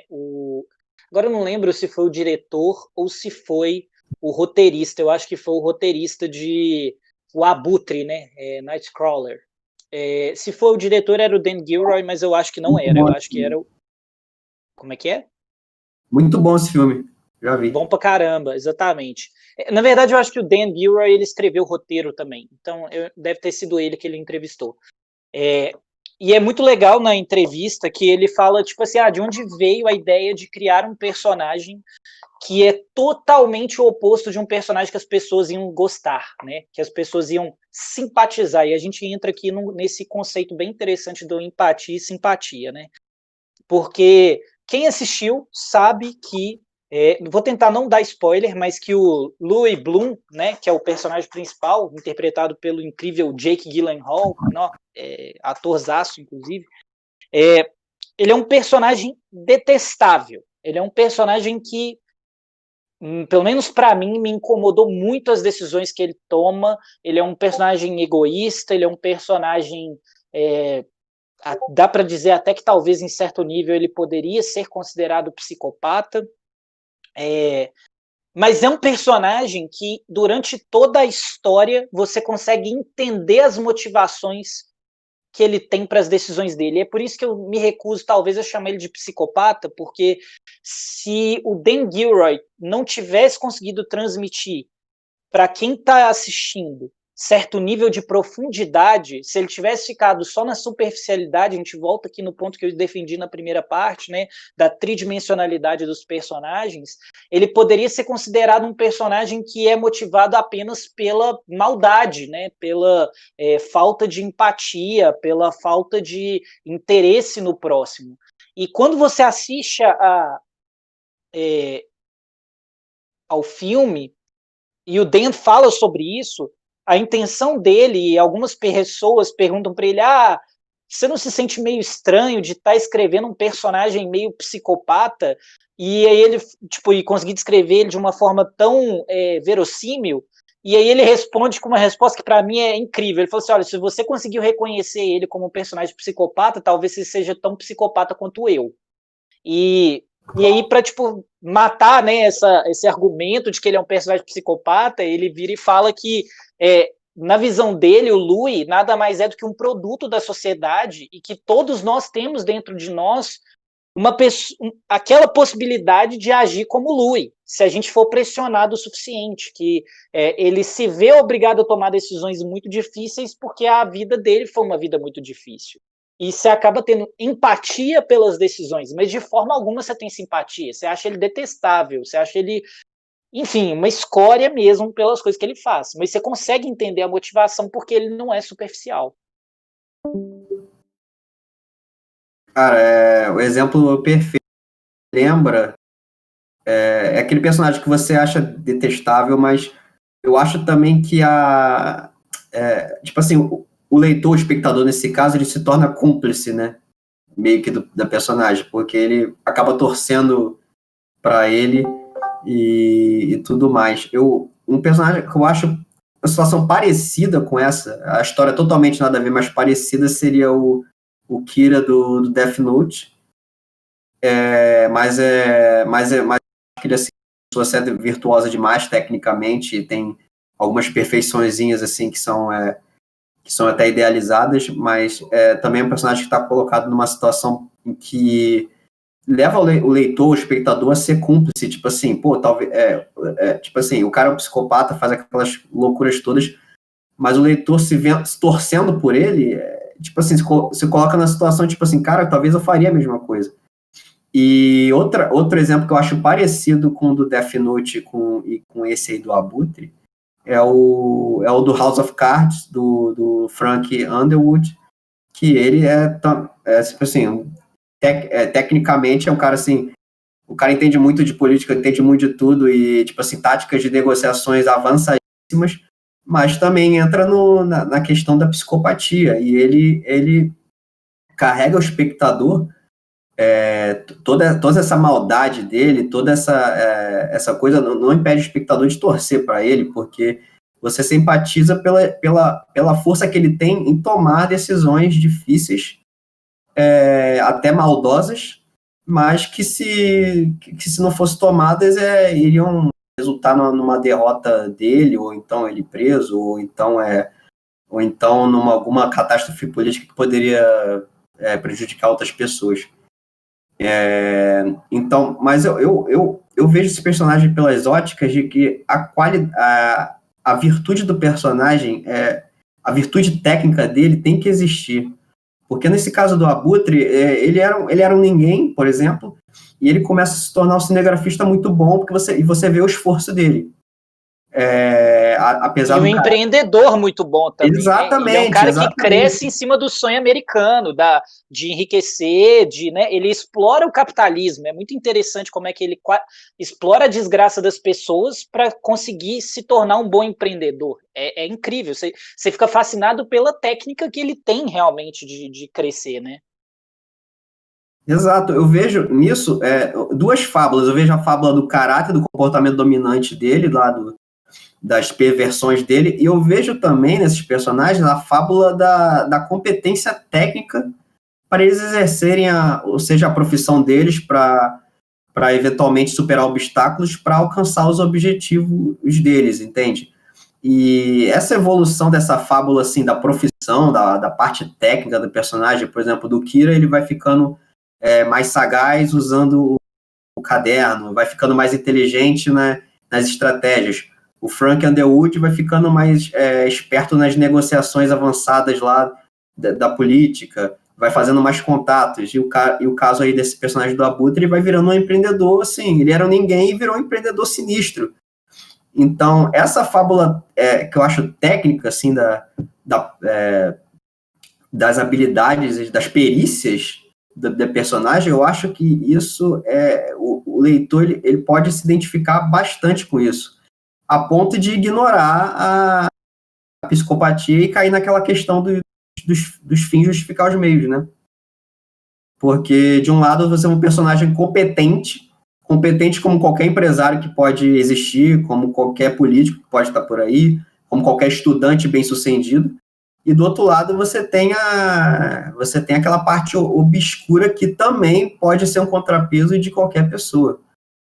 Mas nesse caso, o leitor, o espectador, ele releva, né, e acaba até torcendo pelo cara como, de forma diferente que não torceria para um bandido que sai por aí simplesmente tirando todo mundo, sem uma evolução profissional na vida, né? Com certeza. E isso, inclusive, me lembra que o próprio Dan Gilroy, ele fala sobre isso na entrevista, isso tudo que você trouxe. Foi legal você ter lembrado, né, você ter percebido isso também, que ele tentou fazer o Louis um cara que era muito esforçado, era muito dedicado e que ele conseguia evoluir tecnicamente para manter o interesse do espectador, né? Que, tipo assim, traz aquele fascínio, né? E uma outra dica que ele traz, que eu acho muito válida também, né? É que muitas vezes a gente não tem personagens que são gostáveis, que não são admiráveis, mas se você, que eles às vezes tomam decisões horríveis porque eles têm uma personalidade muito falha, né? Eles têm uma falha de caráter muito grande, mas você pode colocar outras características, outras ditas até virtudes, que vão contrapor essas falhas de uma maneira contraditória e intrigante, e que vão manter o interesse da pessoa que está assistindo. E aí o exemplo que ele traz do Louis é que o Louis é um cara muito educado, ele é extremamente polido, extremamente educado, extremamente eloquente, e aí por isso, como essas são características muito positivas, né, pessoas muito educadas, muito respeitosas, você fica muito intrigado com o personagem, porque ele tem uma dinâmica muito interessante, ao mesmo tempo que ele é, tipo, ganancioso, ao mesmo tempo que ele é manipulador, ao mesmo tempo que ele não tem escrúpulos, ele é um cara extremamente educado, extremamente polido, extremamente contido, né? Tem um momento que ele vai ameaçar um personagem e ele, tipo, o Dan falou que a cena foi gravada 6 ou 7 vezes e que o Jake deu várias interpretações para o Louis nesse momento e que, né, em algumas ele gritava, em outras ele sacudia o cara, em outras ele berrava, cuspia na cara do cara, e que a única que casou perfeitamente foi quando ele falou calma e pausadamente, tranquilo na frente do cara, como se, tipo assim, eu vou te matar, como se isso fosse assim, eu vou descascar uma laranja, sabe?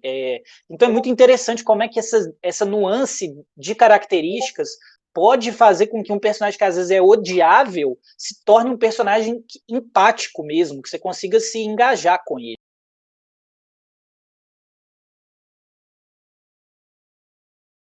Alô? Ô Marcelo, e aí, beleza? Oi, beleza, posso falar, né? Claro. Com relação à construção eu acho que vocês estão falando sobre construção psicológica do personagem, é isso? A gente está falando na visão, assim, a gente está debatendo sobre, na visão da Margaret Atwood, ela trouxe que às vezes é importante a gente criar personagens que a gente pode ter empatia por eles, que a gente pode engajar com eles. E isso vai entrar, sim, é claro, na parte psicológica, mas também vai entrar muitas vezes numa parte mais física. Enfim, a gente está realmente discutindo um pouco sobre isso, de como criar personagens que são interessantes. Da minha parte, eu acho que eu nunca li nenhuma história da Margaret Atwood, mas que eu posso trazer de personagem para mim o mais complexo que eu achei na literatura, que é o Rodion Romanovich Raskolnikov, do Crime e Castigo. Um personagem extremamente complexo, o cara que corria atrás de riqueza, de bens materiais, ao mesmo tempo ele detestava ela. Quando tinha algum dinheiro, ele distribuía sem nenhum tipo de escrúpulo, né? E isso despertava em mim vários sentimentos enquanto eu estava lendo. ficava difícil definir se era para gostar ou não do protagonista. Essa falta de definição de, da visão de mundo que ele tinha daquele universo de Crime e Castigo. Eu tenho para mim que as histórias em que eu escrevo, meus personagens são extremamente simples. O bom é bom, o mal é mal. Eu sei que hoje em dia, muitas das histórias sempre tem o leitor tem a necessidade daquela descrição mais profunda de por que que se tornou bom, por que que se tornou mal. E eu acho que isso meio que descaracteriza um pouco, porque acaba se justificando o que cada um é. E perde-se um pouquinho aquela situação da fatalidade, porque às vezes a pessoa simplesmente é mal no mundo real, ou simplesmente é bom porque se importa com os outros. E eu acho que isso é mais próximo da realidade do que exatamente você ter que justificar que aquele personagem está fazendo mal porque no passado aconteceu isso dele. A construção de cada personagem, além da figura física dele, né? Também tem muito a ver nisso que o leitor de hoje em dia gosta muito, né? Ter essa, já me falaram que é bom ter porque ninguém é perfeito. Então, se o personagem tiver um defeito, o leitor que estiver lendo pode ser que se identifique com ele e consiga uma imersão melhor na história. Mas o fato é que quando eu escrevo isso, eu não penso muito nessa situação. Eu escrevo para o leitor, mas não pensando em que deixar o leitor confortável para adotar o personagem, um protagonista ou antagonista. Não sei se é bem isso que vocês estão conversando, mas eu achei interessante trazer o Raskolnikov também para esse debate, porque para mim é um personagem mais do que complexo. Aliás, é Dostoiévski, né? Dispensa apresentações. É isso. Eu acho que quando você traz que o personagem que ele te intriga e você não sabe dizer se você deveria gostar ou não dele, mostra que ele foi muito bem trabalhado nas várias nuances dele, nas várias camadas que ele pode apresentar, e concordo com você que isso denota personagens muito bem construídos mesmo, muito inspiradores, eu diria. Eu acho que a maioria dos personagens que eu vejo que tem essas multicamadas, essas multifacetas, são aqueles que ficam com a gente, né? Que a gente sempre vai lembrar deles. Aqui, só da gente ter mencionado, né, esse tópico, eu já me lembrei também, eu esqueci o nome da personagem agora, quem quiser me lembrar aí, do filme, né, /livro, A Garota Exemplar.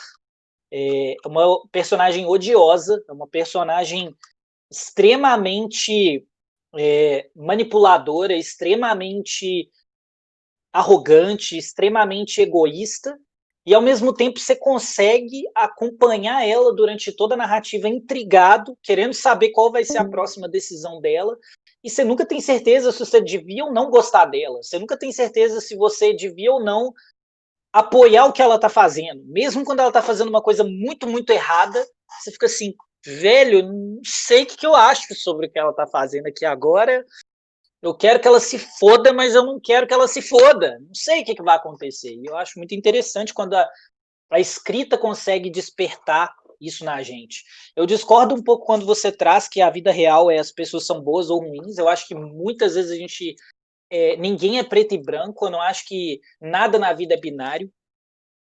Eu acho que as pessoas são às vezes o que elas são porque elas são, mas também porque elas são fruto do meio. Acho que tem grande parte aí de trauma, de passado, e acho que muito tem de a pessoa nasceu daquele jeito. Eu acho que é sempre uma mistura de muitas coisas, de muitos fatores, E acho que o nosso trabalho, talvez como escritor, é tentar trazer um pouquinho dessa luz nos personagens, iluminar um pouco essa questão, né, de que as pessoas são complexas, né?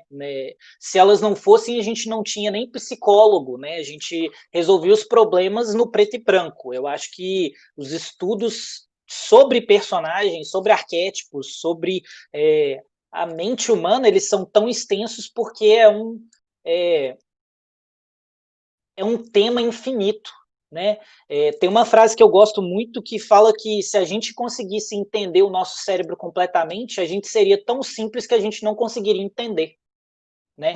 Então, eu acho que esse paradoxo de que a nossa complexidade é o que nos torna interessantes e ao mesmo tempo imprevisíveis é que cria bons personagens, quando a gente consegue transmitir isso para personagens na tela. E aí eu vou avançar só um pouquinho para finalizar a última coisa que a Margaret fala sobre o assunto, e aí deixo livre para a gente, né, ocupar o nosso tempo da forma que a gente quiser, que ela fala que a expectativa dos nossos leitores a respeito dos nossos personagens e como eles se comportam vai depender muito do tipo de livro que a gente está escrevendo. Vai depender muito do gênero, vai depender muito até do nicho, né? Às vezes de idade, às vezes do país que você vive, enfim, essas expectativas vão ser diferentes para todo mundo. Mas uma coisa que ela fala que é uma constante, que ela acha que tem até uma bagagem evolutiva por trás, é que nós não gostamos de estabilidade. A gente, quando está lendo, a gente quer que alguma coisa inesperada aconteça, né? A gente quer estar alerta, a gente quer ser surpreendido, a gente quer que saia um lobo do meio da floresta. E que é isso que faz com que nós fiquemos interessados, engajados nas histórias, né? Quando a gente tem personagens que vão nos surpreender, que vão se conectar com a gente e que vão ter motivações interessantes. O que vocês acham disso? Que, tipo assim, uma história que é parada, que não tem conflito, que não tem o inesperado, não é uma história interessante para nós, como humanos, né? A gente gosta de personagens surpreendentes.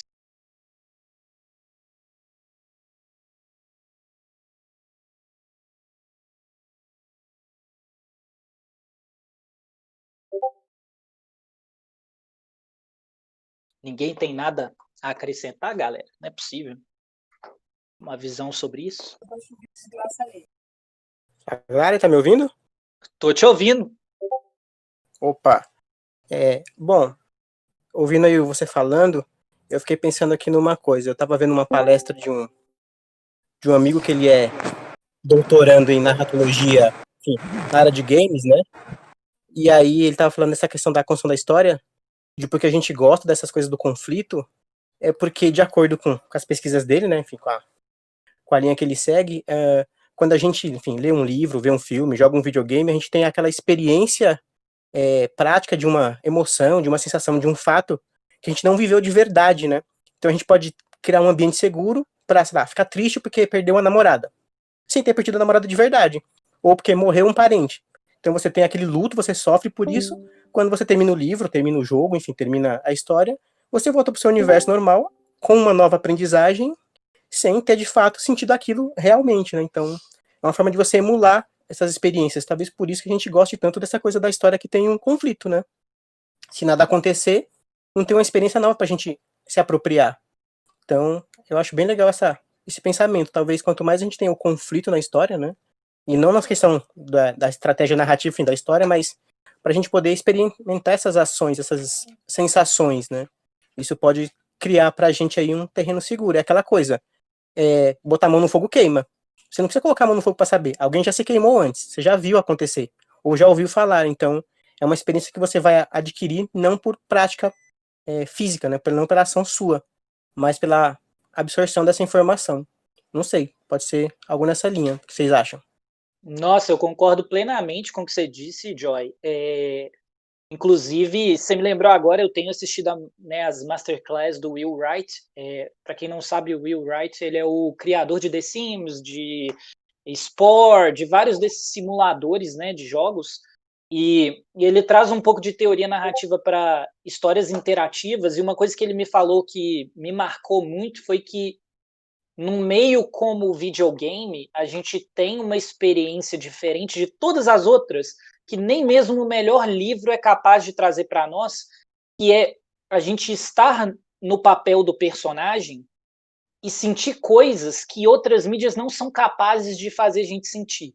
Às vezes a gente vai conseguir sentir raiva, a gente vai sentir tristeza, a gente vai sentir emoção, a gente vai sentir felicidade, isso tudo é possível num livro. Mas quantos livros conseguiram fazer você se sentir arrependido? Eu não conheço nenhum. Mas eu conheço vários jogos que me fizeram sentir arrependido de ações que eu tomei dentro dele. Ficar remoendo aquele negócio, né? Então, eu acho que isso que você falou faz todo sentido, que esses conflitos, esses momentos em que a gente tem que ser confrontado com sentimentos que às vezes a gente não está confortável com eles, ou que a gente evita se colocar em conflito com eles, é o que fascina a gente, né? Eu conheço muita gente que pega para, como você trouxe o exemplo do jogo, vou continuar navegando nele. Eu sou o cara que quando eu vou jogar, eu sou o cara que quando vai jogar um jogo, eu tento ser eu mesmo no jogo, né? Eu crio um personagem parecido comigo, eu tomo decisões que eu tomaria na vida real, porque me dá remorso quando eu tomo decisões que eu não tomaria na vida real, né? Eu tenho um jogo que eu gosto muito que chama Fable, que, tipo, logo no comecinho do jogo, você pega lá um marido traindo a mulher e o cara te oferece, você tem que conseguir 3 moedas, porque você vai comprar um presente para sua irmã.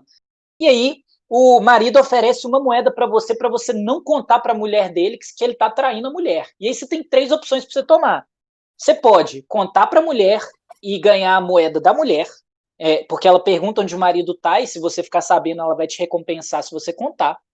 Você pode falar pro cara que você não vai contar e largar para lá e ganhar a moeda do cara, ou você pode ser um agente do caos e falar com o cara que você não vai contar e contar mesmo assim e ganhar a moeda dos dois. E por menor que seja isso, por menor que seja essa decisão, e por mais bobo que isso pareça, porque é um jogo que a gente está falando que, né, tipo, eu posso reiniciar agora mesmo e fazer tudo diferente, eu não estou impactando a vida de ninguém ali, é tudo bit, é tudo dado que vai ser apagado quando eu desligar meu computador. Eu sinto remorso quando eu não conto para a mulher o que o marido estava fazendo errado, eu não consigo não fazer isso. E é esse conflito, é me colocar nessas situações em que eu tenho que tomar decisões que muitas vezes no storytelling do jogo é fascinante para mim, né? E eu acho que esse tipo de situação ela surge em várias outras mídias, né? Óbvio, mas alguns sentimentos são exclusivos dessa área narrativa dos jogos, na minha visão, pelo menos. Pô, legal isso aí. Eu não jogo muito, então eu não sei se eu vou falar o jogo certo. Eu acho que é God of War. Ele estava comentando que uma das coisas que é impressionante é que essa questão do sentimento, dessa experiência que a gente tem, é que quanto mais a gente cultiva uma coisa, quanto mais a gente dedica tempo e esforço para fazer alguma coisa, maior é o impacto quando a gente perde isso, né? Ele estava comentando que, enfim, não sei se é spoiler para quem não jogou, que eu também não joguei, tá? E a história acontece e no final você tá tudo feliz e de repente o cavalo do personagem morre. E ele falou, fiquei arrasado, eu chorei por 3 dias. E eu nunca tinha percebido que o cavalo era tão importante na história para mim. E o cavalo nem acontece, né? Porque é o personagem que é o herói lá, que tá lutando, enfim, fazendo as coisas todas. Então, olha como um personagem que aparentemente era irrelevante, né? Causa um impacto absurdo, porque era o único companheiro que tava com ele do começo ao fim. Era você o cavalo, né? Na história. Então, olha que impactante pra ele. E aí, todo mundo que tava vendo a palestra e jogou o jogo tava lá chorando junto. Falei, gente, estou chorando ao vivo aqui, na verdade. Na minha cara aqui, eu tô vendo todo mundo chorar. Só eu que não chorei porque eu não conhecia o jogo, né? Mas eu falei, caramba, cara, que impacto que dá. Todo mundo sentiu a mesma coisa que ele enquanto ele tava comentando, né? E ele já tinha feito a experiência, ele só comentou da experiência. E todo mundo que jogou começou a chorar. Falei, nossa, caramba, isso foi foda mesmo, hein? Então, enfim, um complemento aí.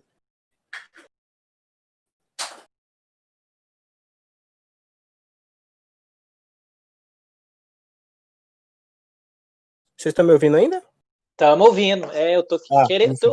Tô fazendo aquele silêncio para ver se alguém quer se manifestar, né? Mas sobre isso, né? De como é que esses conflitos que fascinam a gente, né? Esses conflitos em relação às decisões dos personagens, em essas contradições, né? Como é que fala? No caráter dos personagens, que é o que a gente busca ao ler as histórias, né? O que mais vocês têm a dizer aí? Eu acho que esses momentos de tomada de decisão são talvez os momentos que mais contam pra gente sobre um personagem. Que nem quando você mencionou do Fable, essa coisa de você tem a opção de contar para a esposa do cara ou de esconder aquela história e tudo mais. A decisão que no caso no jogo você toma, ou né, no caso está escrevendo, que o seu personagem tomaria nesse momento, eu acho que não tem nada que escancara mais quem é aquele personagem do que esses momentos de tomada de decisão, assim, né? E por isso que eu acho que eles são tão importantes. Eu acho que faz todo sentido para o que você disse, né? Se eu, Yuri, como jogador, tomo uma decisão e se eu estou refletindo aquele personagem em mim, eu sinto como se eu estivesse validando ali naquele momento o meu caráter, né?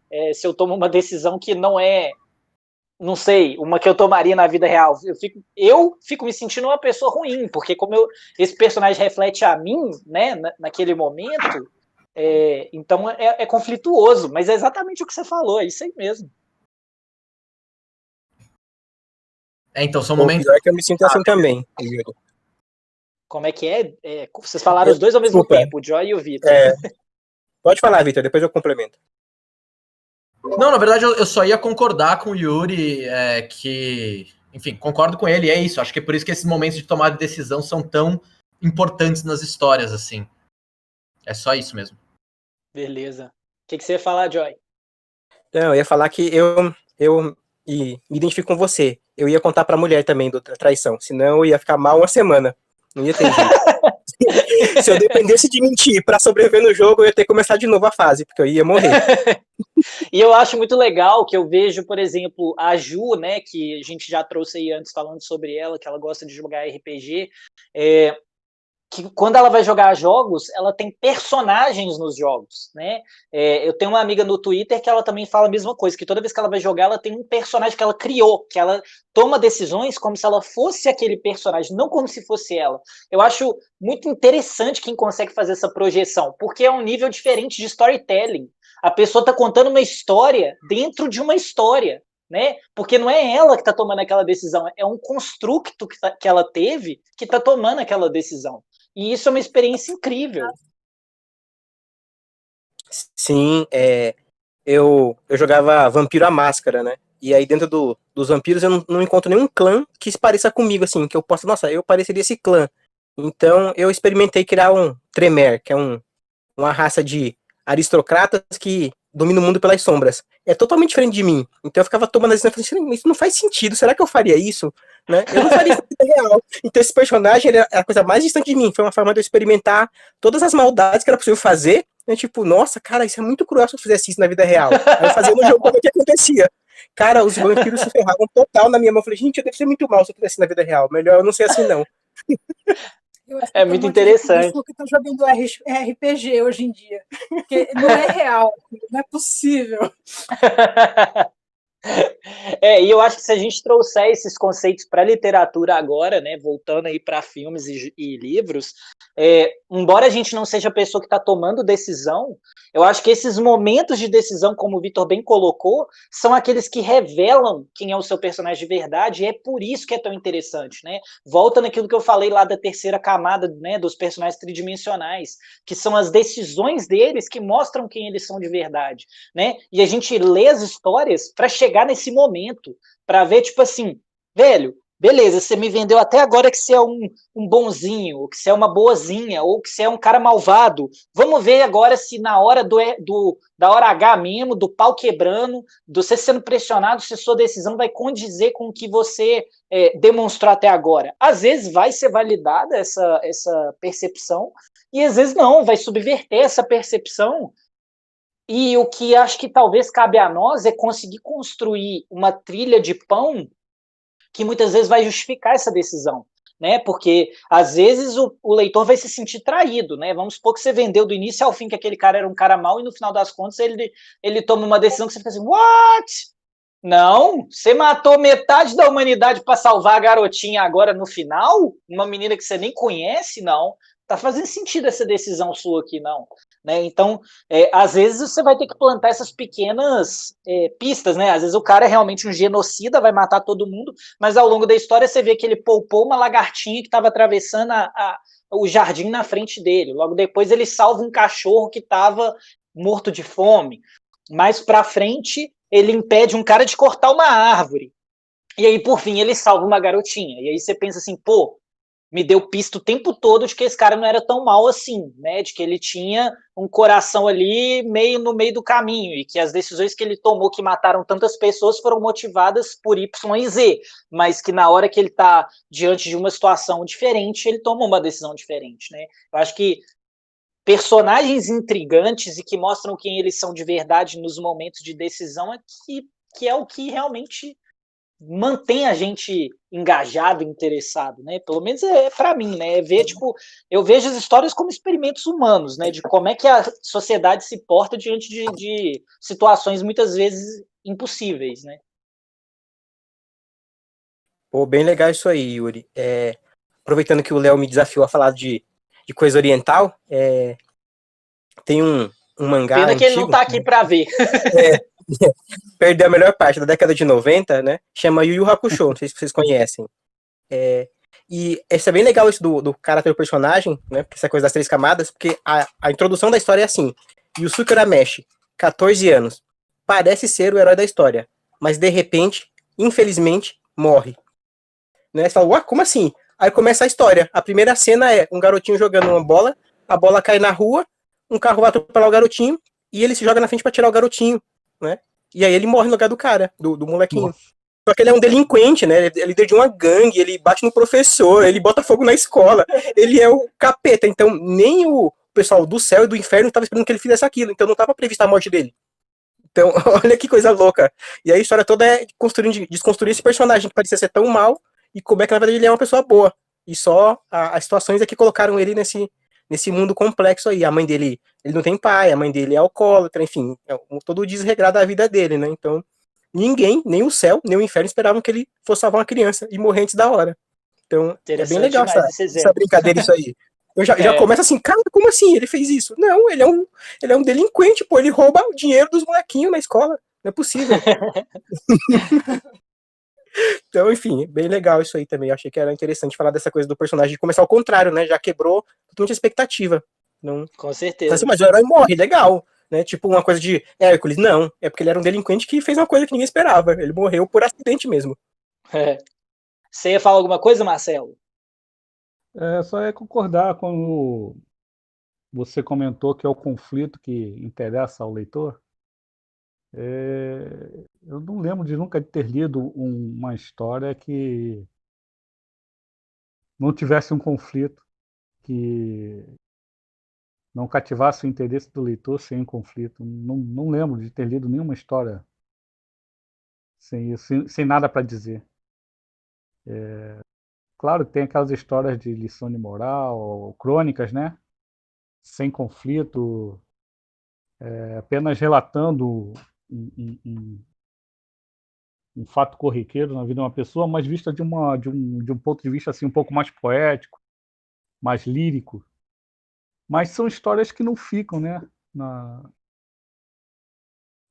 Dentro da pessoa, não desperta muita coisa, é apenas quase um informativo, vamos dizer assim. E achei interessante também esse ponto de vista de vocês a respeito dos jogos de videogame. Realmente é uma situação nova, né? Vamos dizer assim, uma nova forma de arte que interage com o espectador, porque uma expressão artística que faz realmente o espectador, como você disse, se sentir frustrado ou arrependido de uma ação, já que o jogo depende da ação do jogador. Achei interessante isso aí. Legal demais, é isso aí, concordo com você também nessa parte aí de que existem histórias sem conflito e que elas, apesar de existirem, elas normalmente não são muito marcantes, elas acabam se tornando realmente mais um relato, uma coisa mais lírica, mais poética, o que não está errado, né? É uma vertente diferente de contar histórias, mas as mais potentes que a gente vê realmente nascem de algum conflito, né? Conflitos externos e internos, né? Acho que o Larry Brooks até também fala disso muito bem, que toda história tem que ter as duas partes, né? O conflito interno e o conflito externo. Se a gente for, só para finalizar aqui essa analogia, né? Se a gente for pegar, por exemplo, até uma franquia que é um cinema mais de massa, né? Um cinema menos com enredos menos complexos e com personagens menos complexos, né? Por exemplo, as franquias aí de super-heróis que eu adoro, né? Vingadores, etc. A gente pode ver, por exemplo, que é uma forma de contar histórias muito diferente, por exemplo, esse universo Marvel que foi criado de 20 anos contando uma história a longo prazo, né? E que ao mesmo tempo mostra conflitos externos e conflitos internos e tenta contar isso numa narrativa coerente, né? Trazendo como exemplo de como casar isso de forma talvez mais próximo do perfeito, eu diria, né? Não tô testando aqui a qualidade do material, mas eu digo o quão bem foi casado o conflito interno e o conflito externo nessa história. A gente tem que, por exemplo, o Tony Stark, né, e o Steve Rogers, né, Capitão América e Homem de Ferro, são personagens virtualmente opostos, eles são completamente opostos. Enquanto a gente tem uma pessoa super autocentrada e egoísta, né, que é o Tony, e preza pela liberdade individual, a gente tem o Capitão América na outra vertente, que é obediente, ele tem um senso de justiça, de honra, de respeitar as instituições e figuras de autoridade na outra ponta. E quando a gente vê o arco dos dois passando através dos N filmes que acontecem, né, a gente vê que o Tony vai tendendo um pouco mais para o lado abnegado, um pouco mais para esse lado de lutar pelas pessoas, abrir mão do controle, aceitar as instituições e figuras de autoridade em nome da proteção das pessoas civis. Por outro lado, a gente já tem o Capitão América pensando na liberdade individual das pessoas, pensando que as autoridades têm que ser questionadas, que às vezes a gente tem que pensar um pouco mais em si mesmo e viver a própria vida, porque, por exemplo, o Capitão América ele abriu mão da vida inteira dele com outras pessoas, né? Ele praticamente suicidou em nome de uma causa.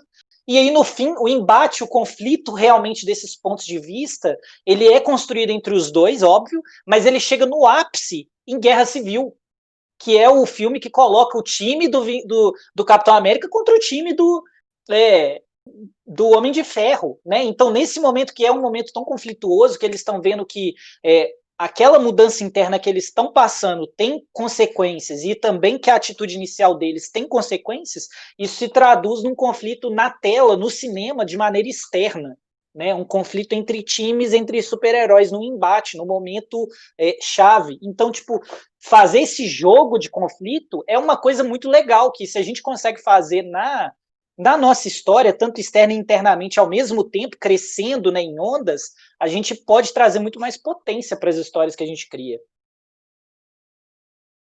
Pô, Yuri, isso é bem legal aí que você falou do Capitão América versus Tony Stark. Inclusive, né, o desfecho disso acontece lá no Ultimato, e é o oposto, né? O Tony se sacrifica, né? E Exato. no final o Capitão América decide viver a própria vida, né? Ele abandona o escudo e envelhece com a mulher. Fala, cara, que louco, né? Então é uma inversão muito legal. aí. Exatamente, a gente tem um arco rodando por cima daquele enredo fechado de cada filme, né? E esse conflito se resolve não só com a resolução do enredo, mas também com a resolução do conflito interno dos personagens, que é o que a gente está querendo, no final das contas, né? Tipo, quantas pessoas não se emocionaram quando o Tony Stark ali se sacrificou em nome de tudo? Aquele primeiro Tony Stark do primeiro filme faria isso? Jamais. Você não enxerga ele fazendo isso. E você não enxerga o Capitão América desistindo de ser vingador e salvar a humanidade para viver com a Peggy no começo dos filmes também, né? Então, é muito interessante isso, esse conflito e como é que ele se resolve e como é que isso se traduz interna e externamente ao mesmo tempo. Eu acho que dá para tirar boas lições de qualquer coisa. E lições ruins também, óbvio. Aliás, eu queria acrescentar a esse pensamento de vocês, a evolução do personagem durante a história, que eu acho muito interessante, né? Eles começam de um jeito, um passa a absorver o pensamento do outro, depois voltam ao pensamento e os dois amadurece durante toda essa jornada de 11 anos de filmes, e isso deveria acontecer também em toda história, né? O personagem começa de um jeito, evolui e termina a história de outro jeito. Eu acho isso muito interessante, essa jornada do personagem, não só do protagonista, mas acho que todos os personagens que compõem uma história. Eu acho isso muito legal. Com certeza. Galera, alguém tem mais alguma coisa para colocar? Que a gente já bateu as 2 horas aqui, a gente já passou por tudo que a Margaret fala sobre personagens. Vocês têm mais alguma adição? Eu queria comentar um pouquinho, como fazer um comentário breve só, mas retomando o que a gente estava falando sobre aquelas séries como House of Cards, essas séries de pessoas que são tipo, pessoas de caráter questionável, tipo, pessoas ruins, digamos assim, mas que a gente torce por elas de alguma forma ainda assim, e tal. Tem uma série que é uma série do FX, se eu não me engano, que se chama You're the Worst, né? Tipo, você é o pior. E que eu acho ela um exemplo interessante, nem porque ela é uma série, sei lá, super primorosamente escrita e uma série incrível e maravilhosa. Ela é divertida, sim, mas ela é uma comédia, uma série de comédia romântica de relacionamento, assim, mas que a premissa dela é exatamente que o casal principal dessa série, ambos são pessoas horríveis. E aí, o que eu acho interessante desse exemplo é que ele pega esse conceito e transforma, enfim, na própria premissa da série. Assim, a graça da série são pessoas horríveis que você quer que fiquem juntos ali e tal.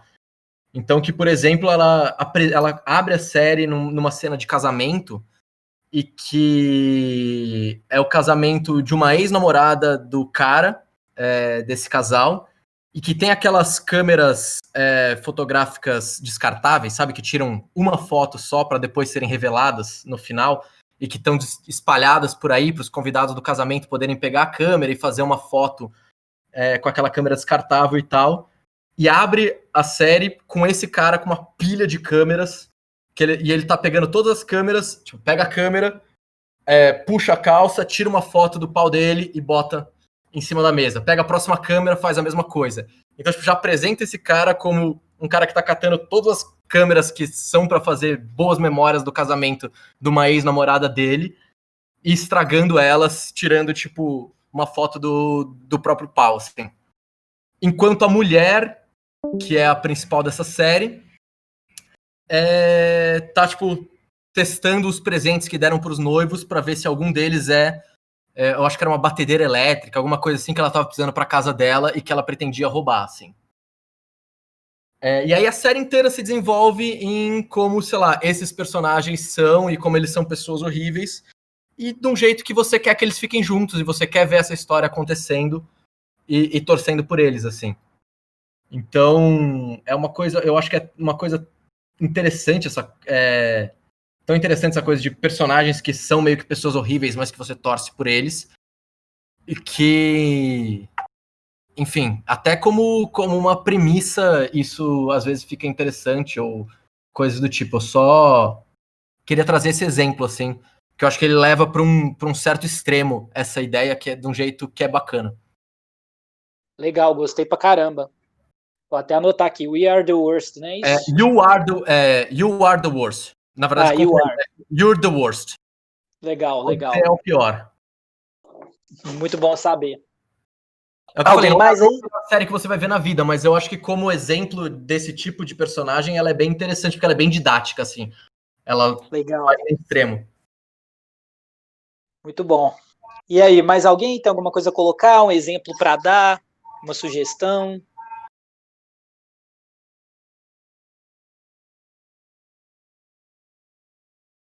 Bom, já que não, né? Então vamos fechar aqui com.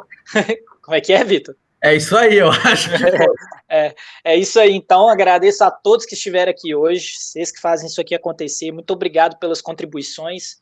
Vi uma galera caladinha, senti falta da voz da Maia aqui, o Álvaro também. Teve um pessoal aí que já saiu também, que eu agradeço. Quem estiver no YouTube ouvindo a gente, eu agradeço também por estar, né, participando aqui desse momento. Gostei demais da discussão, achei que a gente tocou pontos muito legais. sobre esse assunto todo,